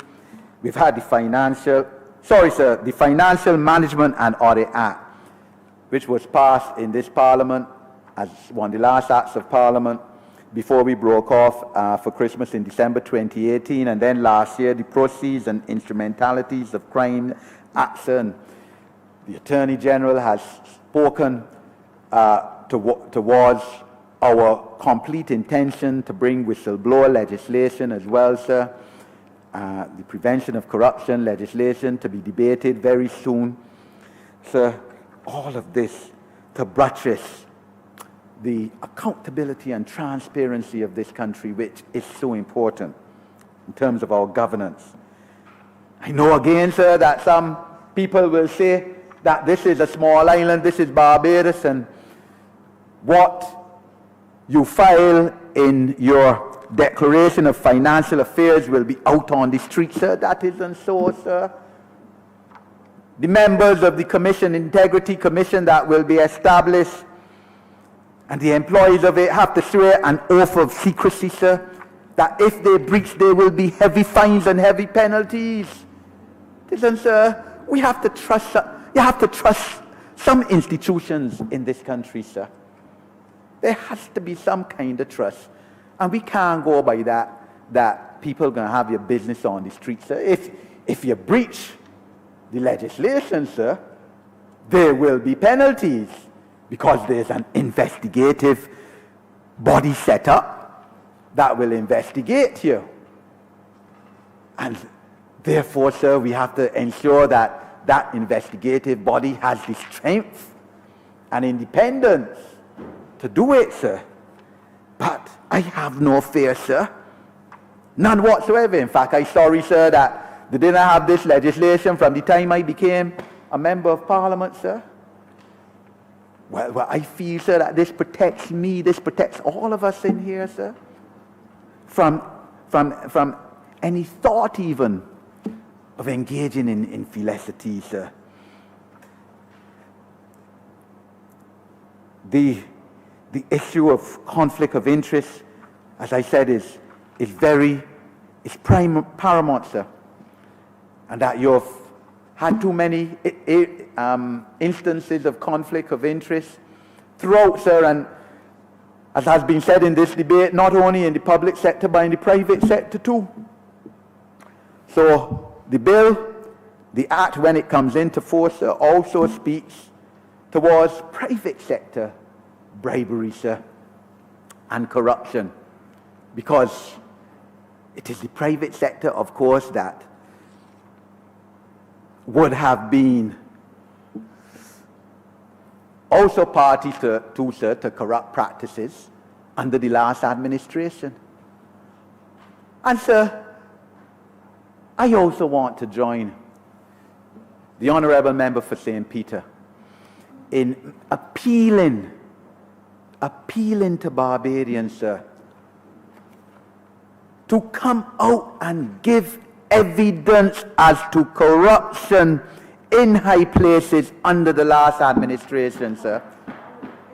As the Honourable Attorney General said, a government can't go by hearsay, can't go by rumor, it has to go by evidence, sir. Evidence that can stand up in a court of law. And, you know, sir, we know that there are people in private sector who have evidence of corruption by public officials, by members of the last administration, sir. They have said so, sir. They have spoken about six-figure bribes that they gave to cabinet ministers. And, you know, one of the, so I want to use my word carefully, unfortunate characteristics of too many of us Barbadians is that we frighten for our own shadows, sir. I fear no man, sir. I believe in predestination, sir. When you're born, the day you're going to die, you're already determined and all that, whatever is to happen, happens, sir. You know, sir. But too many people frightened for their own shadow, so, you know, they say that, you know, if I now give evidence against this former cabinet minister in writing now, my children or my grandchildren not yet born now, something going to happen with them, somebody going to look to unfair them, sir. We can't think of that, sir. The honourable member has 3 more minutes. Thank you, sir. The honourable member for St. Peter spoke about his biblical ideals, sir. I speak about mine, sir. People like Nelson Mandela, Martin Luther King, sir. People who are prepared, sir, to die for their cause, sir. Because life is not worth living unless you're prepared to die for something, sir, that you stand for. And, you know, people feel that government, Nelson Mandela, sir, in the trial, 1964 trial. So, sir, I am calling today, sir, this parliament is calling today on people with evidence against corrupt practices to come forward in writing, sir, against the last government. Because you're doing your country, you're doing your people a disservice, sir. As it stands, this country, sir, was placed on the doorsteps of the IMF, sir. Underneath the ground, sir, in the gutter, by the maladministrative practices, the incompetence, sir, the downright indifference, but also the corrupt practices of the last administration, sir. Men that now want to emerge again in public life, one saying that he run in next election, even if it is as an independent, sir, but who, quite frankly, sir, ought, with evidence that people have, to be brought to answer to the criminal justice system of this country, sir. And this party, sir, stands firm in the view, committed to improving the quality of life of the people of this country, especially, sir, to the most vulnerable in this country, sir, by not only improving the socio-economic well-being of our people, of our constituents, but also laying a platform, sir, for, in terms of legislation and in terms of establishment, sir, the Integrity Commission, and in terms of implementation and how we govern this country that will improve the quality of life of the people of Barbados. We have no choice, sir. We feel strongly on this, sir, and we will do it, sir. So this bill is a continuation of the commitment of this political party which forms the government to ensure transparency, accountability, and good governance of this country so that we can continue to move forward, sir, and retake our rightful place as the #1 small island developing state in the world, sir, a country aiming to become a developed country, sir. under the political administration of the Honourable Member for St. Michael North East and the Cabinet of Barbados. I thank you, sir.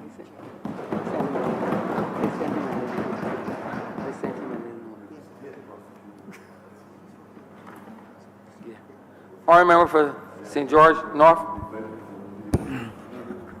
Mr. Speaker, I rise to lend my full support to this establishment of a commission to look at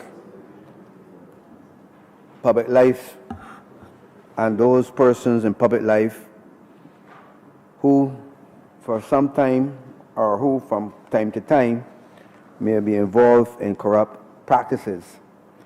I want to start from the outset to say that I have been a member of this parliament for over 25 years now. And one of the things we learned in the Barbados Labour Party years ago, that we must always be very skeptical in accepting gifts, and gifts in forms of money or in any kind from people who may set out to offer us these things. And it is important for us, therefore, to establish a commission, and as members have said, it has come at a time when we are under scrutiny. The world is watching us at this time. In fact, most third world countries across the world is being observed for practices because there are people who believe that in small island states such as Barbados, you can get away with anything. And it is a known fact that most developed societies, especially in the Western world, Great Britain and Canada, USA, have systems in place to be able to detect and to treat to these matters. And we have to establish today in this country and in some of the other Caribbean islands as well, commissions that will be independent of the political arena, that will look at practices that are known and unknown. And we have to be very careful as we go about our daily business. This is a very serious commission from reading it, and I believe that we have to set standards which we would want to follow and which we would want other parliamentarians and other persons in public life to follow. It is a commission that needs to come into being at this time. But of course, we need to educate our people. We need to educate our people of some of the practices that have existed over the years. It's a known fact that politicians are very vulnerable. We are vulnerable because people believe that we have the answers to most things. And from time to time, Mr. Speaker, there are a number of people in the public arena who would come and ask ministers, parliamentarians, chairmen of boards, chairmen of the various corporations, and so on. So this exercise is important, but I think one of the things that we need to sit down and explain to our people, because it is very, very serious. When we establish this commission, we must not take, the government must not take for granted that people out there understand what is happening. It is a serious commission from what I have read, and therefore we need to, because from time to time you hear calling programs, you hear what happens in the public, that members of the public would come and ask a minister of public works, the minister of housing, or another minister for a favor. How far does this go? Now, it is serious in that these things can be construed as bribes, and therefore careful explanation need to be established, and we need to tell the public how far they can go. That, for example, if the Ministry of Public Works had to auction an old Bedford or old Leyland vehicle in their yard, but Mr. X, who wanted to apply for this, was given an advantage, this may very well be construed as a bribe. Mr. X go to his representative or the PS or the public officer and ask either for a favor or ask for some disclosure. This can also be construed as a bribe, and this is what the Commission is here to establish. The other thing, Mr. Speaker, that members of Parliament must be aware that in terms of setting up trusts and property, blind trusts, that this, to my mind, is something that most persons, professional persons, may very well be involved, where they set up trusts, blind trusts, which you may not necessarily have to disclose at this time, but will be disclosed as the Commission comes into being. How far does this go in terms of establishing a trust to protect that person or the legal community? So that, Mr. Speaker, I believe we need to look at that. Section 13 is set out in this this act. Also, I noticed that in Section 7, where a specified person in public life dies, there is no obligation on the personal representative of his estate to file the declaration which the specified person in public life would have been required to file had he lived.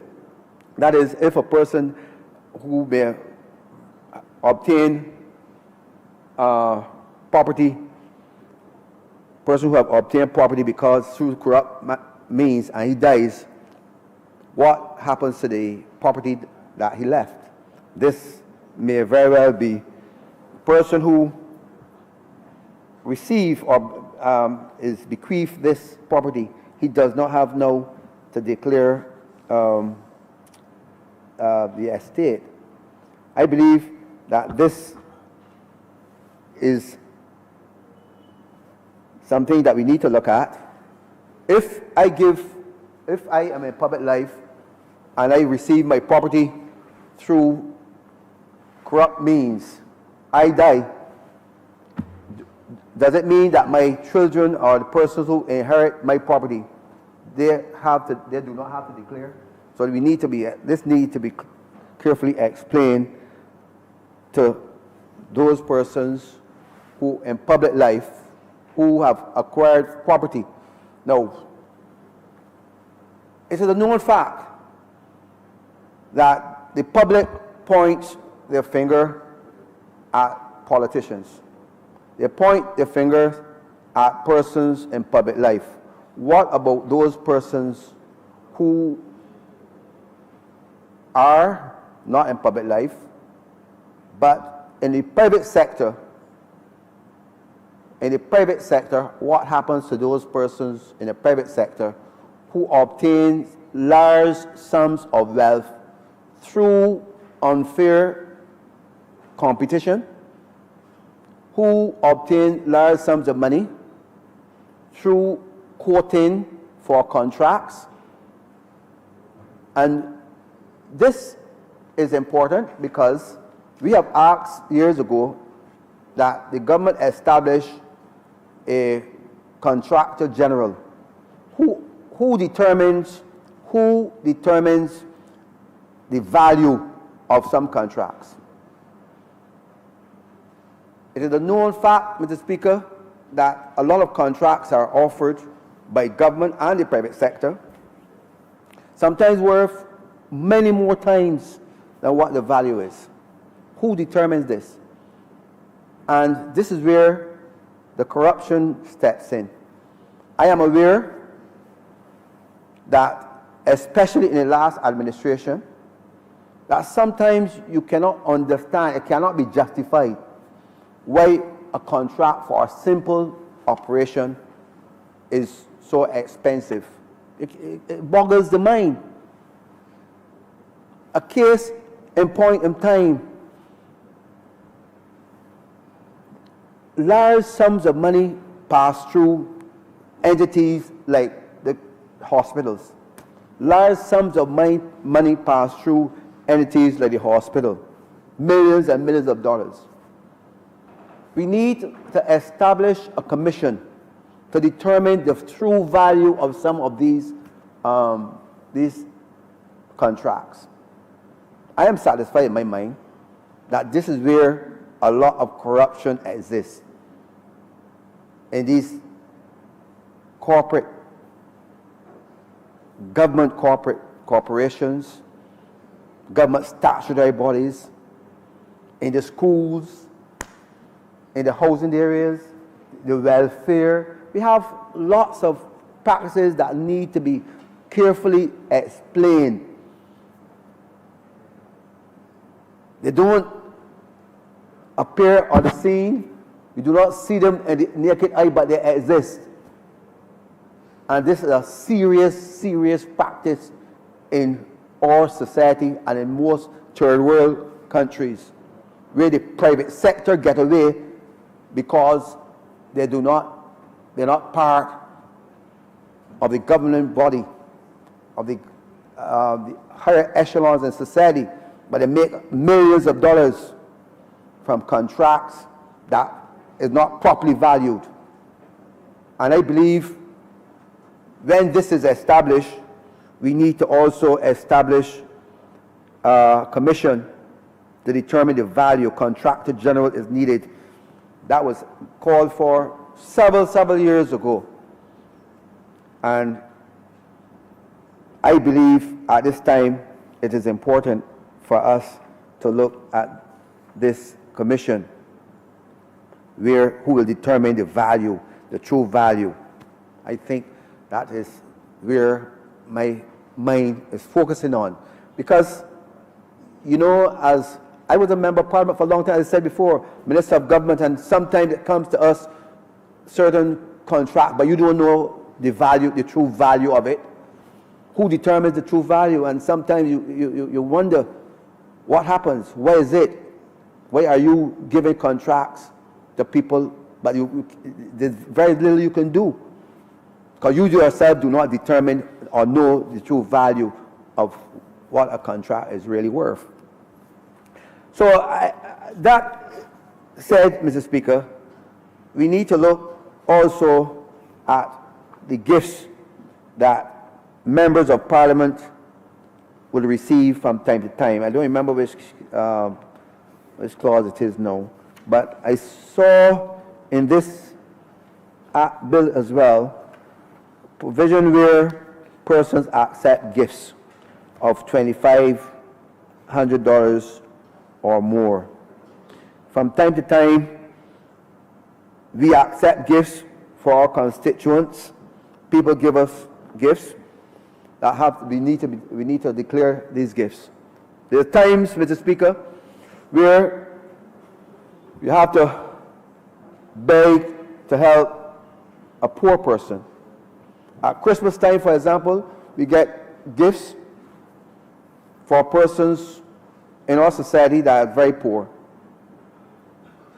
There are times where we have to beg for a favor of a job for a person. And a member of parliament life is about begging and helping to help your constituent. I believe every good member of parliament from time to time have to beg for a favor. Even if it is begging the Minister of Environment to send a truck to your constituent to get the garbage established. We always have to beg. That in itself does not constitute a bribe. But I believe we need to declare these things. In a big society like the USA and Canada and some of the other Western societies that are well established, every gift from the private sector is declared. Persons receive their certificate. I give to a political party. I give to a political individual. We do not have that sophistication yet. But we definitely need that. Because if persons give to a trade union, if person give through, I believe, through the system of giving to the hospital or to the various institutions of poverty, you should be able to declare that I give through a philanthropy situation. You can declare that. And a system of philanthropy needs to be properly established. There's a lot of work still to be done. A lot of work still to be done at this time to help those persons who honestly want to give to a constituent, who want to give to an institution, so that it will not constitute a bribe. So that, Mr. Speaker, so that persons who give donations, who want genuinely, because there are people out there who genuinely want to help, we need to establish a system where these people can genuinely give to help our society, to improve our society, and that it will not constitute a bribe. But I believe that this is a good intention. I believe the bill sets up a system. When I look at it firstly, I thought that to report, I saw something here saying that the Commission annually must report to the Prime Minister, who will report to Parliament, similar to the Auditor General. That in itself is a good system where the report should be laid in Parliament as it is sent to the Prime Minister or the Minister responsible for the Commission. That Parliament, which is both houses of Parliament, should get the report, and the report should be discussed there. I would want to say that that is a good provision, similar to the Auditor General. But of course, the Auditor General report, I have seen Auditor General report from time to time over many years, and very little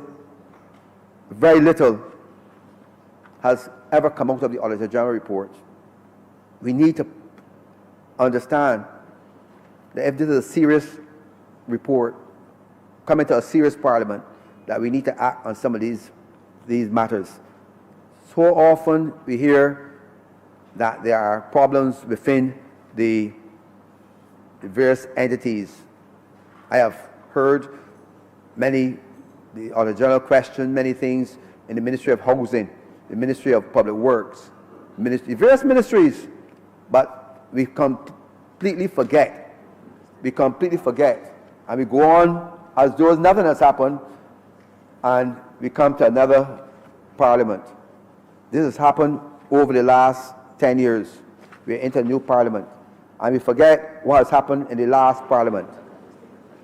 We need to take this seriously. And if we do not take this seriously, the persons who are helping and the countries who are giving us financial aid sometimes want to know if we are really serious about these various infelicities and so on. So, Mr. Speaker, I believe that this is something worth supporting. We have to support it. I believe that it is a step in the right direction, but there are still a lot of other things that need to be done in order to complement and to support this commission. And as I said before, we need to educate our people, especially those persons who believe that it only refers to politicians. But bravery occurs at all levels in our society. All levels in our society. And we need to explain to people through a whole host of meetings and conferences and so on, what it is that we have to expect, and what the public must also be aware of as well. Because, as I said, there are many people who approach, especially in the private sector, they approach members of parliament, members of the boards, with all types of fancy fair things. And we have to be able to guard ourselves against this. Mr. Speaker, I'm obliged to you.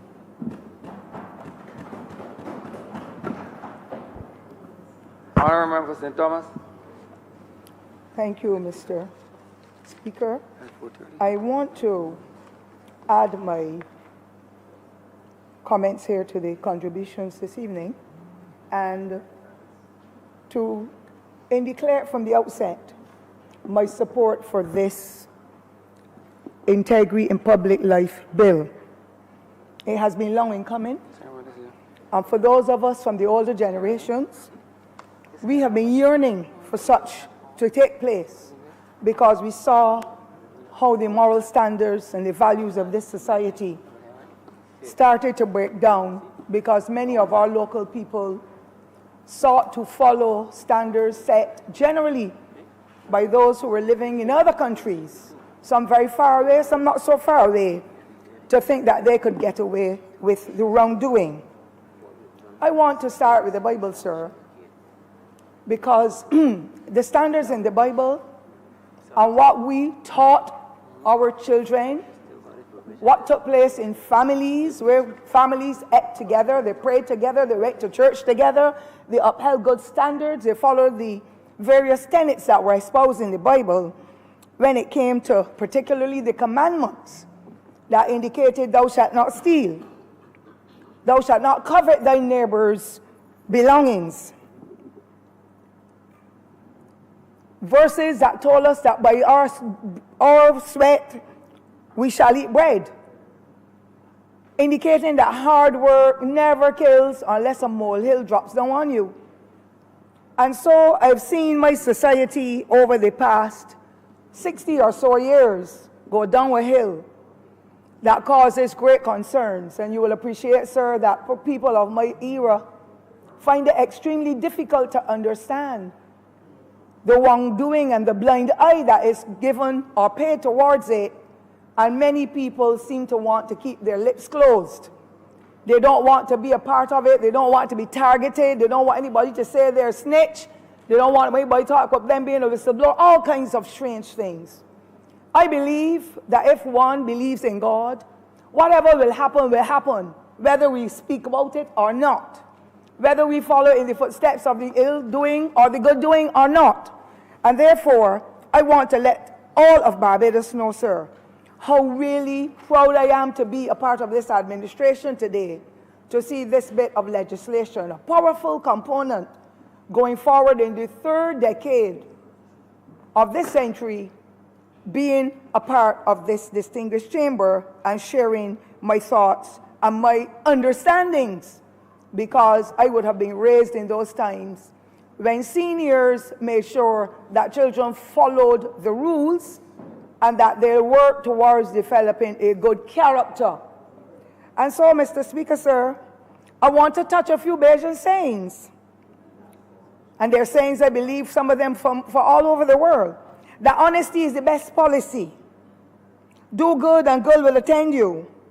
And of course, the favorite one, if greedy way, hot will cool. So some people believe they should become a millionaire overnight, and don't matter whose lives they crush, no matter what wrongdoing they do, once they get up the ladder, we are up here with the Joneses.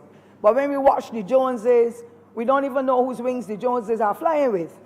And so I want to indicate, sir, that civil servants of my era, according to what information we could gather, appeared to be doing the things that are right and following the general orders and doing all those things. And when it came to audits and so, persons never had to hide about and get belly hurt and all kinds of pains and aches because they felt that the wrongdoing they had done with the finances of the government would have been shown up in the audits that were taking place. And so we went into our jobs as a people, and not just as civil servants, but as a people, working hard to uphold that good character, the honesty, the fairness, the accountability, the truth, the thrift, the hard work, and the dedication as was all over the world. As a matter of fact, having been brought up under the British system, we emulated or we practiced a lot of what the British did, and it was done well. And as a young girl, none of us could go to a politician and ask for anything. I am glad that we are more open in this era because we get to better understand the needs of people. But Barbadians had a pride that was so different. Now we are seeing many who have got, they get rich, they want to die trying, and they will beg and beg and beg, even though they don't have a need to beg, and causing those who are really in need to be overlooked because of the mentality, the attitude of wanting more and more and more. So I learned, sir, over the past 50 years in this government serving the people, January the 20th, which is next week, Monday, God willing, 50 years working as a civil servant, that you don't steal the toilet paper from the classroom, or the chalk, or the milk, or the biscuits to take them home to your house as a janitor, as a teacher, whoever has to work with it. We knew and understood it is for the children and the poor people's children at that. And Mr. Speaker, I learned how to cut and contrive with $140 a month as a salary. And I did not covet anybody. I did not beg anybody. I did not receive anything, not even from a man. Because sometimes young girls can get, especially when if they're pretty as I was when I was young, men will come and offer them little things and jewelry and money. And so our mother, who raised 8 poor children, 1 boy and 7 girls, always said, take nothing from no one, cause something for something. And it will show up, because it may not show up in the thing I buy, but it might show up in a pregnancy, or it might show up in somebody coming to say, my husband gave you this ring, it is my marriage ring. So we were taught never take anything from everyone. And I hope that the young girls and boys will copy that attitude, not to take anything from anybody, be their own thinkers. Think through what will be the repercussions, because that is really what is our biggest problems. What will be the repercussions of us as politicians taking things from other people, and I would say taking bribes, because a lot of politicians will be targeted. And I want to encourage my young colleagues here, my young colleagues on these 2 sides of the chamber, and all those young people out there who want to become politicians or leaders in this country, do not let anybody take away that character and that pride you would have had by bribing you to do something that you know you should not do. We must develop strong, honest, upright Barbadians as of that vintage, who were extremely poor, but they were steeped in Bible sayings and policies and standards, and they did what was right every time. And they have become the senior citizens whom we see nowadays in their centuries, some as a century old, or I would say centenarians, who have worked hard and long in the hot boiling sun, in the rain, in the fields and the hills, to build this society. And now in their olden days, they are suffering because persons who were in positions to be able to assist them in this time have taken away the government's money, have taken away the money from the corporate sector, and have created a ripple effect of challenges that are destroying the lives of our people. And so, Mr. Speaker, I learned to cut and contrive like thousands of other Barbadians in the past. We followed the rules and we served Barbados well. Too many of us in this country and in the world, sir, want to get rich or die trying. So we will take any chance to get whatever it is in our hands. And the honourable member for St. James South spoke about getting cars and houses and land and money as bribes. And then there's something called when the thing hits the fan, we are scrambling. We want to leave Barbados, never to come back, or we go overseas and can never come back because we are found in a court of law in those countries. It does not make sense. When we can work hard, I'm not talking about any ankle bracelet. The ankle bracelet I might wear might be a little gold one that was given to me many years ago. I'm not getting the ankle bracelet. I'm not getting into the handcuffs. I'm not getting into anything. I just want to say pride comes after the fall. Or the fall comes after the pride, whichever the expression is that the old folks would use. But I also want to go on, Mr. Speaker, to say that jealousy and envy is really a part of it, you know.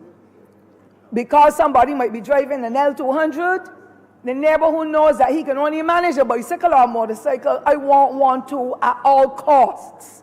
And therefore, they get caught in a trap, whether it be pushing drugs, or stealing the money as an accountant, or taking away the government's property, like the story with the man with the wheelbarrow who used to come from a business every evening. And the security guard would see him with this wheelbarrow coming out with something thrown over it. And he said, wait, one evening he said, well, every minute you pass in here with these wheelbarrows. What is it you're carrying away? He said, sir, I'm carrying away wheelbarrows. Every day he was stealing a wheelbarrow from the construction site. And they thought that he was using it for another purpose, because that is envy and that is greed and it is wickedness of the highest order. And so, Mr. Speaker, I am hurt as a Barbadian to see how material gains have taken over all of those values, all of those principles and those standards that we have developed to be able to build a good character. And the Bible tells us that a good character is rather to be chosen than riches or gold. And so we know how the technology will probably make life even easier for some. But at the end of the day, where's your conscience? Where's the pride that you would have had? What happens to your family when the police have to come and pick you up and you have to be put in prison? Where are you as a person, and all the good friends you had leave you because you have now been caught, gotten into trouble? I sat in this honourable chamber, Mr. Speaker, sir, and I learned of some things over the last 10 years that almost gave me, according to the young people, gurgle. Because I could not believe, and some of the evidence is there. We've got some on paper. We know that some are in the court. We know some are being managed overseas as a result of people trying to get rich overnight without going out there and putting in the hard work. When people send us here as politicians, they expect us to work in their favor and our own personal gains and to satisfy our own personal aspirations and our wants and our needs, as is said, because we must look after our needs and not just our wants, as I have seen this society and most of our people change. So Barbados, like in many other parts of the world, is now being judged as a corrupt society in many instances when it comes to bribery and so on. This gem that we have in the Caribbean, we have seen it in other parts of the Caribbean where persons were ministers and they were brought before the courts and they have been charged for wrongdoing. And I believe that we have reached the stage where the technology is extremely effective and that we have to follow suit, because there are too many senior people and too many persons in this country who want to get rich or die trying while they are trampling the rest of this society that have worked hard and long to be able to build this good Barbados. I'm known of what happened in Haiti. And almost every leader who comes forward to the fore in Haiti is being accused of corruption. We've seen it in other parts of the world. And I do not want for Barbados to go down that avenue any further. And this government, under the leadership of the Honourable Member for St. Michael North East, ensure that each of us, if we want to serve in public life in this dispensation, we have got to make sure that we come and bring our integrity and ensure that we sign off what we have as a people and as a set of individuals in this distinguished chamber to make sure that when we come in 2018 and we have a house and some land and so, and we record what our savings are, that when it comes to 2022 or 23, whenever another election is called, that we don't have millions and millions of dollars, because I would want to be one of the ones that if I were like you, sir, as a legal person, I would like to prosecute half of them, because we know that this work we are doing calls for us to be spending and spending because we care for our constituents. Honourable member, I don't prosecute, I just defend. You defend. Well, I am not going to want to call on you, sir, to defend me on that matter, sir. I'm one, I will tell you, sir. I will not want to be defended. I cannot even tell you how court is structured. I've only paid a visit once to one of my honourable friends here, sir, and I don't intend to go back. I do not intend to go back. And I don't know the structure, as I told you. However, I am saying, sir, that it is uncharacteristic of the Barbadian culture for our people to be doing such. Some people include their family members in what they're doing. As a matter of fact, there are some companies that have been set up in Barbados where in the last administration they've had the chance to see some files too. I have seen some of all kinds of companies. What do you call the people in companies, Gary? That are part of the shareholders and whatever. And it will hurt your heart, Mr. Speaker, sir, if you see some projects they got. Some in the National Assistance Board, some in the Child Care Board, some in every agency in the government. A large amounts of money being spent. Can you imagine a board house built for $110,000 in a time when we know it better? Mr. Speaker, sir, where is the big container of plywood that was taken from the National House, and they want the Honourable Minister to investigate it? When I was in education with the project implementation unit there was a person who operated there in charge before 1994, sir, when we took office, where there was a storeroom that included toilet bowls, windows, doors, and other materials for building and repairing schools.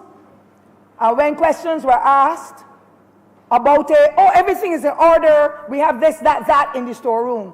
And by the time the visit was made, it was hard to get the door opened. And by the time that door was open, Mr. Speaker, sir, you could not even find a nail in that building. Not one single nail. And the government then of 1994 had to start from scratch to be able to repair our broken down schools and so that we inherited, because that was the time with the 8% cut and all that. So I've seen it and we know it, and it is wrong.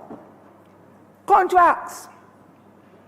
Business personnel want to offer kickbacks. Well, they know that this country girl has no manners when it comes to that. I do not know, I do not ask for gifts for anything I'm doing in the constituency of St. Thomas. If I don't have the funds, I don't. If somebody offers dollar bills, and it is a bona fide person because I'm going to do my own investigations, perhaps it will help towards a project to help a senior citizen or a poor family or whatever. But I do it out of my pocket, and when I can't do it out of my pocket, it will not be done, because nobody is going to sully my name and put any check in the air to say they've given me this or that and I did whatever with it. I believe that we are the targets, and therefore this legislation will have to protect all 30 of us in this honourable chamber to help us to keep on the straight and narrow and not to become anybody's pawns. Because when you and your hand is in the lion's mouth and you tickle the palate, you know your hand can't get out. And so I am happy that the honourable member and leader of the opposition is doing the investigation about the transport board buses. Who suffers? People in St. Thomas cannot get a single bus a day for a joke because of chassis and transmissions. And it is wrong, and it has gone on too long. My heart hurts me to pass through Vaucluse, Mr. Speaker, sir, when I see the 6-story building there that has been shut up for 3 years and nobody can go into it because of all the things that are wrong. Cahill was coming to St. Thomas. Nobody knew. Up to this day, millions of dollars have been spent of the taxpayers' money, and we cannot say anything about Cahill. Besides, it was a project started wrong. I will go back in history to the St. Joseph Hospital, sir. I will go back in history to the crematorium that was being built at Warren's, that it had gone so far wrong and everything stolen that it had to be turned into a polyclinic at Warren, sir. We know of the North Point boat that came into Barbados, and it had done everything to do with a company when it came in, and no money being paid to report or anything. It has been going on for too long. This integrity in public life bill is very pertinent and timely. And I was one of the first persons, sir, to sign the documents to say, these are my assets, limited as they are. I have worked for them day and night, honestly, and I know honorable members in here would have done it as well. And I highly commend them. You all work honestly for yours, sir? I beg your pardon, Your Honor. I saw the Honourable Minister in Economic Affairs laughing at me. Supposed to address the chair, not he's the Honourable for East. I am praising them because... Do not speak to the Honourable. That's why I apologize to you, Your Honor. I apologize to you. Do not speak to him, please. I would not speak to anyone, sir, but you and the rest of the public, sir. Thank you. I was making the point that we signed on our assets because we want to show the public as of Barbados that we lead by example, and I think that is critical. So for persons who want to get contracts, and then you hear, when you were given the contract for the road, put in the 30,000 and give me, as we have heard of in the past administration. If it is an insurance policy, give the insurance to this particular company and get something for it. If they're vehicles, get them as a kickback. It has to stop. And this legislation, I pray, will make the difference. I know, Mr. Speaker, sir, there are even some preachers who do some strange things. Priests and reverends and so. And that too has to stop, because we need to work and earn by the sweat of our brow if we want to climb to any level in this country or any part of the world, Mr. Speaker, sir. I also want, Mr. Speaker, to refer to the drug culture, because there are many persons who get rich overnight as a result of their engagement. I don't know who they are. I don't care about knowing who they are, because if I know who they are, I am the kind of person who will do what I have to do as a decent citizen. And therefore, I would like to admonish them, if they're hearing my voice and they're hearing what's happening here, change their lifestyles. There's no point in doing it. At the end of the day, who will be using the drugs? Whose lives will they be destroying? What will government have to do with the expenditure in the Ministry of Health and the Substance Abuse Department and so on? We need to think ahead, be more proactive before we get involved in the madness. I am not saying which officers they might be or might not be, because I don't know who is who, but I believe that it has to stop, and this integrity legislation bill has to do what it has to do, and the blind eye has to stop. If it is at the port and there's a blind eye there or blind eyes there that are not picking up what is going on, I would like for God to reveal to them, do what is right, stick to the correct and the proper. It is not to happen in Barbados. If it is at the seaport, if it is dropping off somewhere from the sky, whatever, on the beach, I ask them, please, make a change, because it is destroying the fabric of our society that we all want to be able to see it grow from strength to strength in a positive direction. And we ask ourselves how the youths get so. The youths get so because a young fella stole a bread from his mother, and last week he was put to prison for a few days. And if a young black guy is being put in prison for bread, what about men that bring in boats with 200 pounds of drugs and so on? And sometimes you don't hear anything about the cases no more. What about the $1 million that went from the central bank? That nothing has been told of it yet. You heard, oh, these serial numbers, do not take, do not spend, do not receive. But to this day, I haven't heard of a case. And those are the kinds of things you're talking about, corruption. in public life and in public life, private life, it is happening. I want it to stop. We want a fair, just society where people work honestly and they respect authority and make a difference in what is happening in Barbados. And finally, Mr. Speaker, sir, that pride and the envy and the malice and the greed has to leave us and let us go back to the fairness, the accountability, the integrity, good character, equity, fairness, all of those words that mean something to the psyche of Barbadians. We can't be talking about we gathering, and we're gathering, bringing in a harvest and a bounty that is illegal and impacting on the lives of others, whether it's in a monetary way or whatever form or fashion it is in. The accusations are there. We who are here as honorable members of this distinguished chamber have got to stop it, because we are going to set the example by lending support to this legislation, integrity in public life. We have had many sittings, sir, in the Joint Select Committee. We have been doing our work. We've been carrying out our roles, and I pray that we will continue to do what is right to help to build our society. I want to say, finally, sir, that persons are usually invited to serve on boards and on other institutions. And I believe that once they know they have a good character, once they know they want to serve their country with distinction, that they should not have any fear of this legislation, sir. Because we need some of the best brains, some of the youngest minds, so that we can have some kind of succession plan in what we do, that the youth are able to emulate what the older and more mature folk are doing in these various institutions. And once they know that they have nothing to fear, they declare their assets. To my mind, that is one of the most honorable things, because it shows these are persons who have accepted because they want to see Barbados destroy or get rid or erase all this wrongdoing that is permeating our societies, where almost everybody, they don't look at the preacher too much. They don't look at the chief people in the government sector or the private sector. They target the politicians to say all of them is big thieves. And sir, you would have heard that so many times. They put every last one of us in one big pot and call all of us criminal-minded, all of us thieves, because they have had bad experience with some politicians of the past. And so I don't want to be included in that. None of my colleagues here, sir, and I can speak for most of them, if not all of them, want to be caught up in that net. You have just come, sir. You don't want to be caught in that net. You will work day and night, burning the midnight oil, to be able to earn and to achieve what you have got and where you have reached. You have earned it honestly. And so I encourage the youth.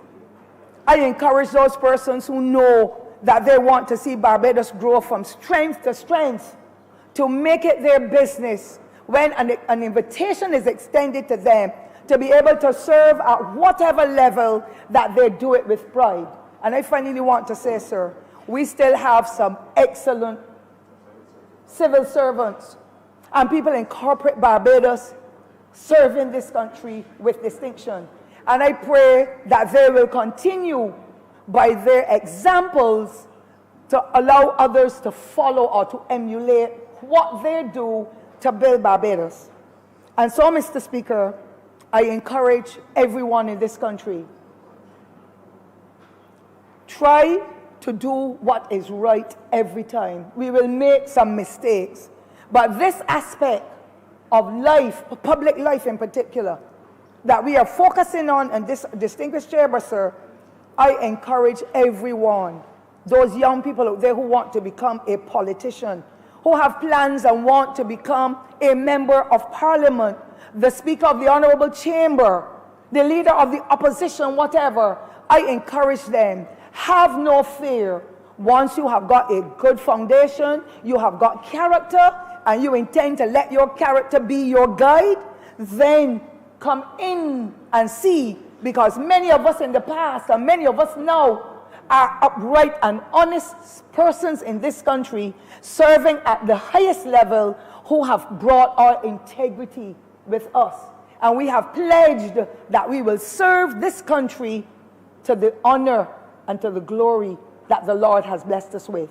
And so I lend my support, I give my wholehearted support to this legislation, the Integrity in Public Life Bill, and I pray that all other members will continue to follow in the path of righteousness, looking at those Bible tenets that have guided us, and the commandments in particular that are the barometer that are used by most people across the world to be able to do good, and good will attend you. And with those comments, sir, I wish to thank you for your patience and your guidance. Honourable Leader, Government Business. Mr. Speaker, I beg to move that further consideration of the report be hereby postponed. The question is that further consideration of this bill be postponed. All those honourable members in favour, please say aye. Those against, please say no. Me think the ayes have it. Further consideration of this bill is hereby postponed.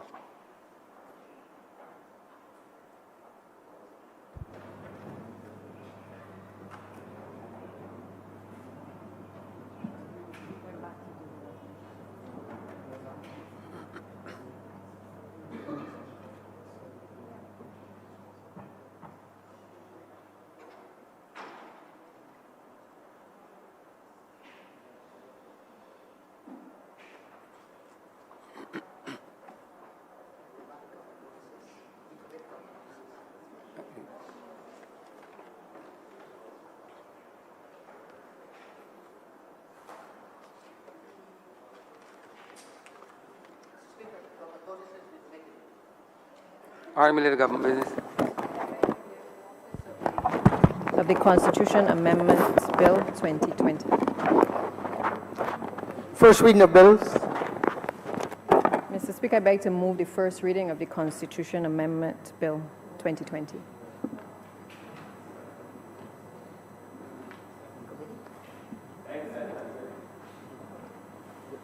The question is, this aforementioned bill be read your first time. All those honourable members in favour, please say aye. Those against, please say no. Me think the ayes have it. Yeah. Supplementary? Supplementary? Mr. Speaker, I beg leave for the Honourable Member for St. Michael West Central to be the chairman of committees. The resolution, right? You had given us the resolution. Yeah, I before. gave him something.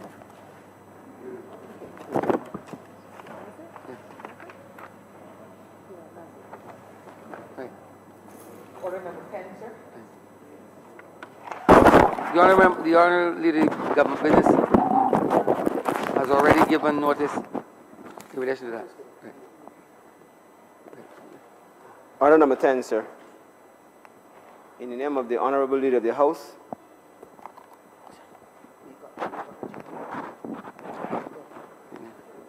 Yeah. The Honourable Member has asked for leave already to appoint him. Yeah, she has asked already for leave to appoint.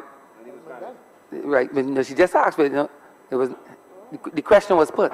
It was not seconded anyhow. it was not settled. No, it wasn't. Okay. It has to be settled. Is it? The question is that the Honourable Member for St. Michael West Central be appointed chairman of the Standing Finance Committee. All those honourable members in favour, please say aye. Those against, please say no. Me think the ayes have it. The Honourable Member for St. Michael West Central is so appointed. Order number 10, sir.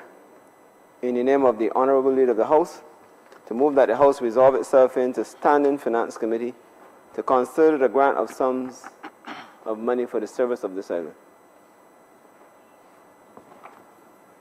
You're going to move that speedily. Honourable don't Member. have to move it. Honourable Leader of Government Business. You're going to You move got it to move that. speedily. You leave the chair, ma'am. I beg to move, Mr. Speaker, that you do not leave the chair and that the House resolve itself into Standing Finance Committee. The question is that the Honourable Speaker do leave the chair and the House resolve itself in the Standing Finance Committee All members in favor, please say aye. Those against, please say no. Me think the ayes have it.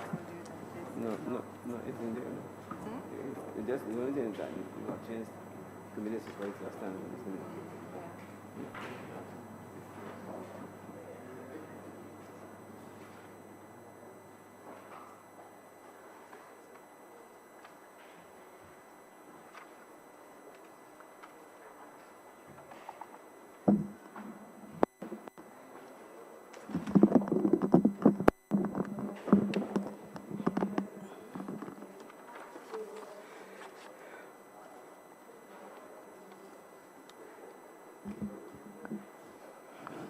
The House is in committee.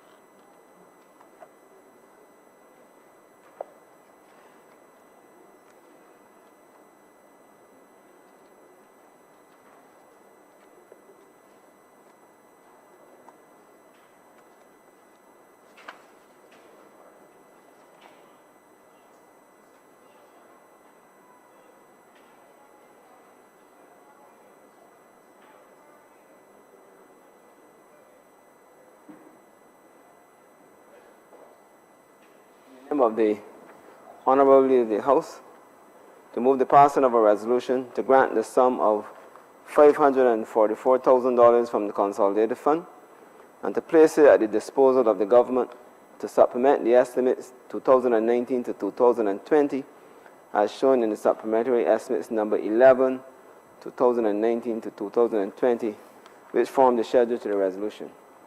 Head 46, Ministry of Maritime Affairs and the Blue Economy, in the amount of $544,000. The Honourable Member for St. Michael South. Thank you very much, Mr. Chairman, sir. I do not intend to delay the House on this matter, sir, but it is one of those pressing issues that we have to resolve, Mr. Chairman, sir, in the fish markets. And, you know, this supplementary before the House is for the purchase of an ice machine in Bridgetown. But to me, sir, the fish markets and the other markets is the greatest manifestation, the fish markets particularly, of the structural and institutional decay that occurred in the last 10 years. In fact, sir, I would boldly say this is the greatest manifestation of the neglect of the last administration, sir, in the lives of people. Because the people who operate in the fish market, sir, they have a right, like any other Barbadian, to go to work, sir, in good, clean conditions, to offer for us, the persons who have to buy the fish, sir, fish in sanitary conditions, sir, to feel that they are a part of this great Barbados that we live in, and indeed they are a part of this great Barbados that we intend to rebuild. And so I bring this particular supplementary here for consideration of this House, to be able to right a wrong. There are 3 major markets. There are more than, we have responsibility for 6 or 7, sir. But there are 3 major ones in Barbados that everyone knows. We know Bridgetown, we know Oystons, we know Spikestown. Of course, there are many, sir, that are integral to the various communities. But in the last few years, you would believe, Mr. Chairman, sir, that none of these things were fixed. So that you could walk into any market and find it in a complete state, sir, of disrepair, any single market. Sir, the countertops, for most of them, sir, were broken. And havens for bacteria. The water, in some cases, sir, either wasn't working or there were cases where it was running incessantly. Needed repairs as well. As it relates, sir, to the fishermen and the fisherfolk, sir, the fishermen finding their boats in Bridgetown particularly being damaged because the adequate fendering is not there. Sir, time and time again, promises made to repair the markets and nothing done. In the time that we've been in office, sir, we have not sought to fix one market in a major way, but we have done 3 in a major way, sir. We have been able, sir, if you go to Oystons Fish Market, you can see a complete transformation. We changed all of the countertops. We've moved them from these small tiles with the grout in between them that would allow for bacteria and other things to fester, sir. And we've implemented a system now where all the countertops will be made of commercial quartz, solid and hard and beautiful, so that when you walk into these markets, it looks as if you are not, I mean, sir, quartz is expensive anyway, but commercial quartz is even more expensive, but it is solid and it allows us to meet the phytosanitary conditions that Barbados has to meet. And we've been able, sir, to fix these 3 major markets and are continuing to do so. In fact, sir, Mr. Chairman, sir, if you go to the markets, they will tell you that I have visited the markets and my colleagues in 1 year, 1.5 now, more than the former minister responsible for fisheries did in 10 years. And we visited, sir, more in 1 year. Now, we are not going to be able to fix all these things. I've said, sir, that it is the greatest manifestation of the neglect of the former administration. We won't be able to fix all in 1.5 years, but we've done a lot. And there is now a hope that has returned to the market, because it is clear to them in the market, sir, that there are people in this place who are looking out for their interests. Mr. Chairman, sir. So we've been able to do substantial work and reopen the Oysins market, and we intend to do more work at Oysins. We are working at St. Peter, sir, and we were hoping to do the one in Speightstown, to reopen that one very soon, sir, as well, making complete changes to the market. We've done substantial work in Bridgetown, sir, and we're hoping to be able to have an opening there as well. We are now in the process, sir, of repairing the cafeteria.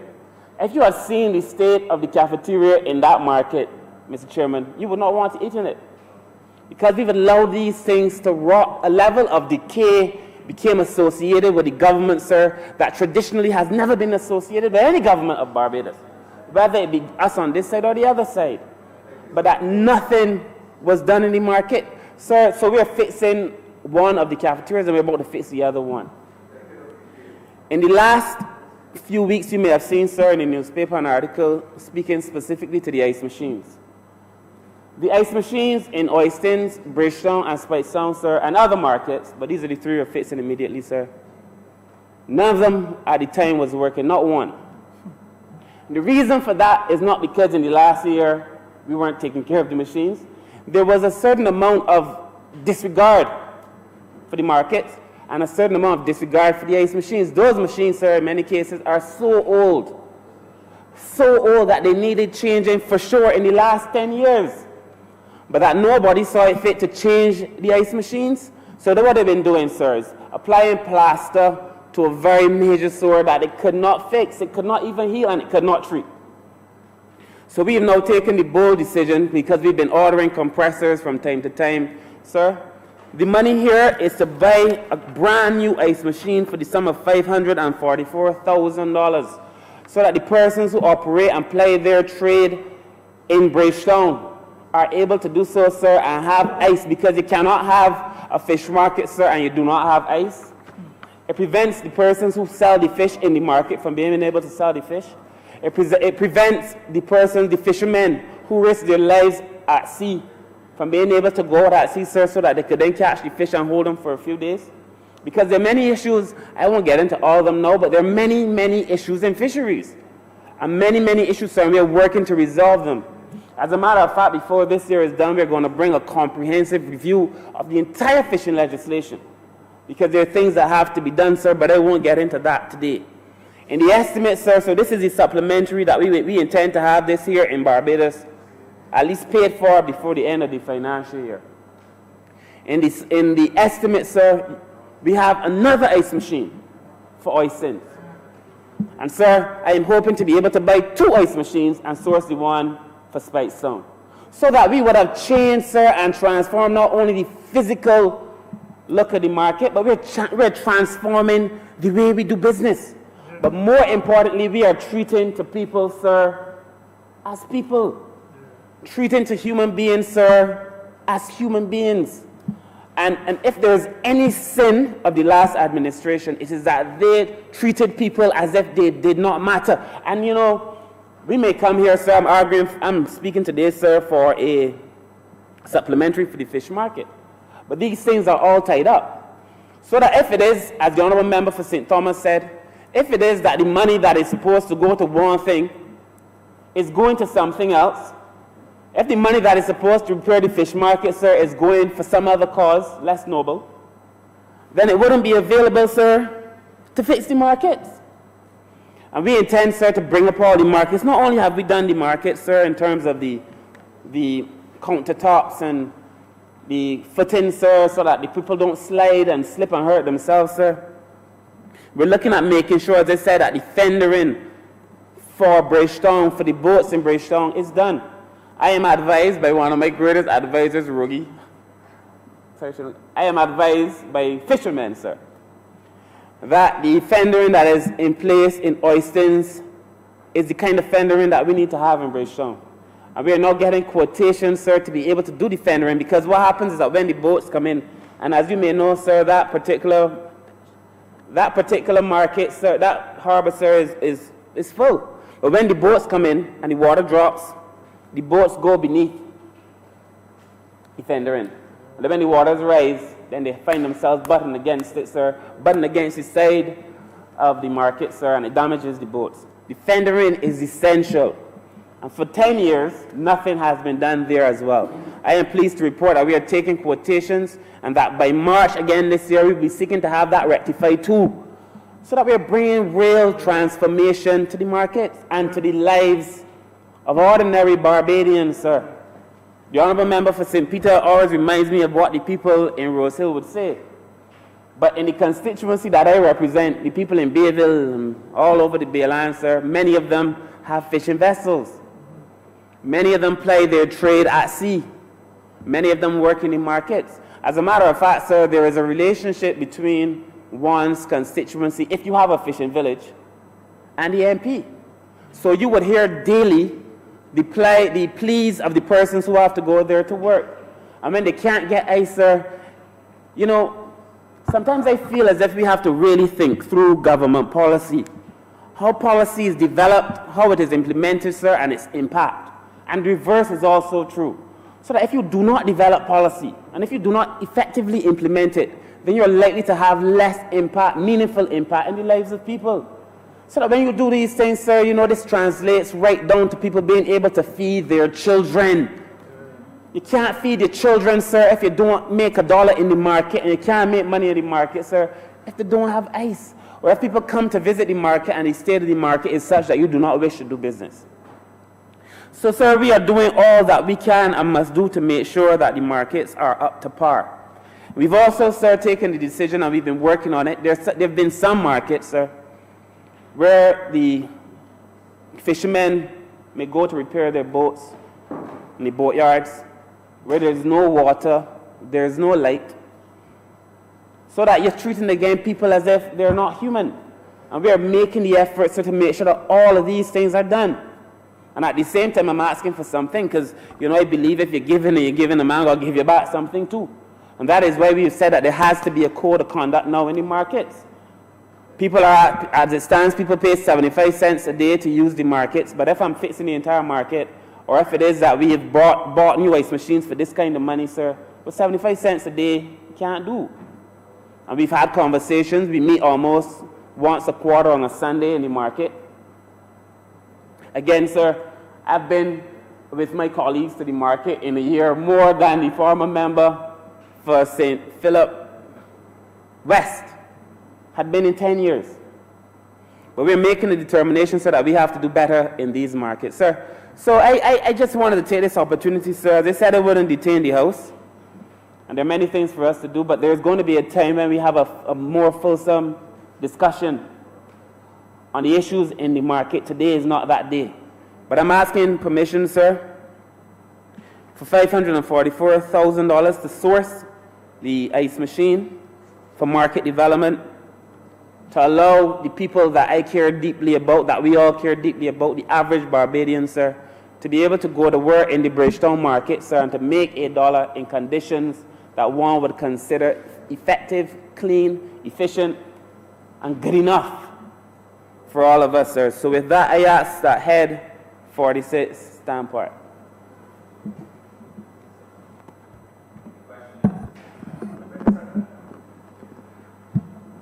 The question is that the head do not stand part All honourable members in favour, please say aye. Those against, please say no. I think the ayes have it. Speaker, I beg to move that you do not report progress to His Honour the Speaker Report. for the passing of one money resolution in Standing Finance Committee. The question is that I do now report to His Honour the Speaker the passing of one money resolution. All honourable members in favour, please say aye. Those against, please say no. I think the ayes have it.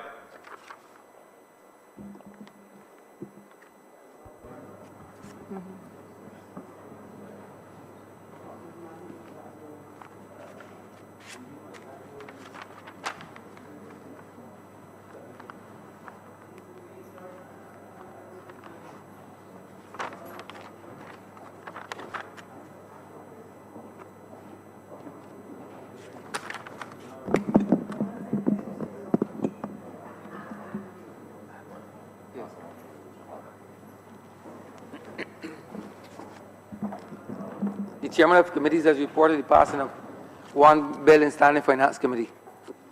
Mr. Speaker, I beg to move that this resolution be read a first time. The question is that the aforementioned bill be read a first time. Resolution be read a first time. All those honourable members in favour, please say aye. Those against, please say no. Me think the ayes have it. Mr. Speaker, I beg to move that this resolution be read a second time. The question is that the aforementioned resolution be read a second time. All those honourable members in favour, please say aye. Those against, please say no. Me think the ayes have it. Mr. Speaker, I beg to move that this resolution be now agreed to. The question is the aforementioned resolution be agreed to. All those honourable members in favour, please say aye. Those against, please say no. We think the ayes have it. This resolution stands passed.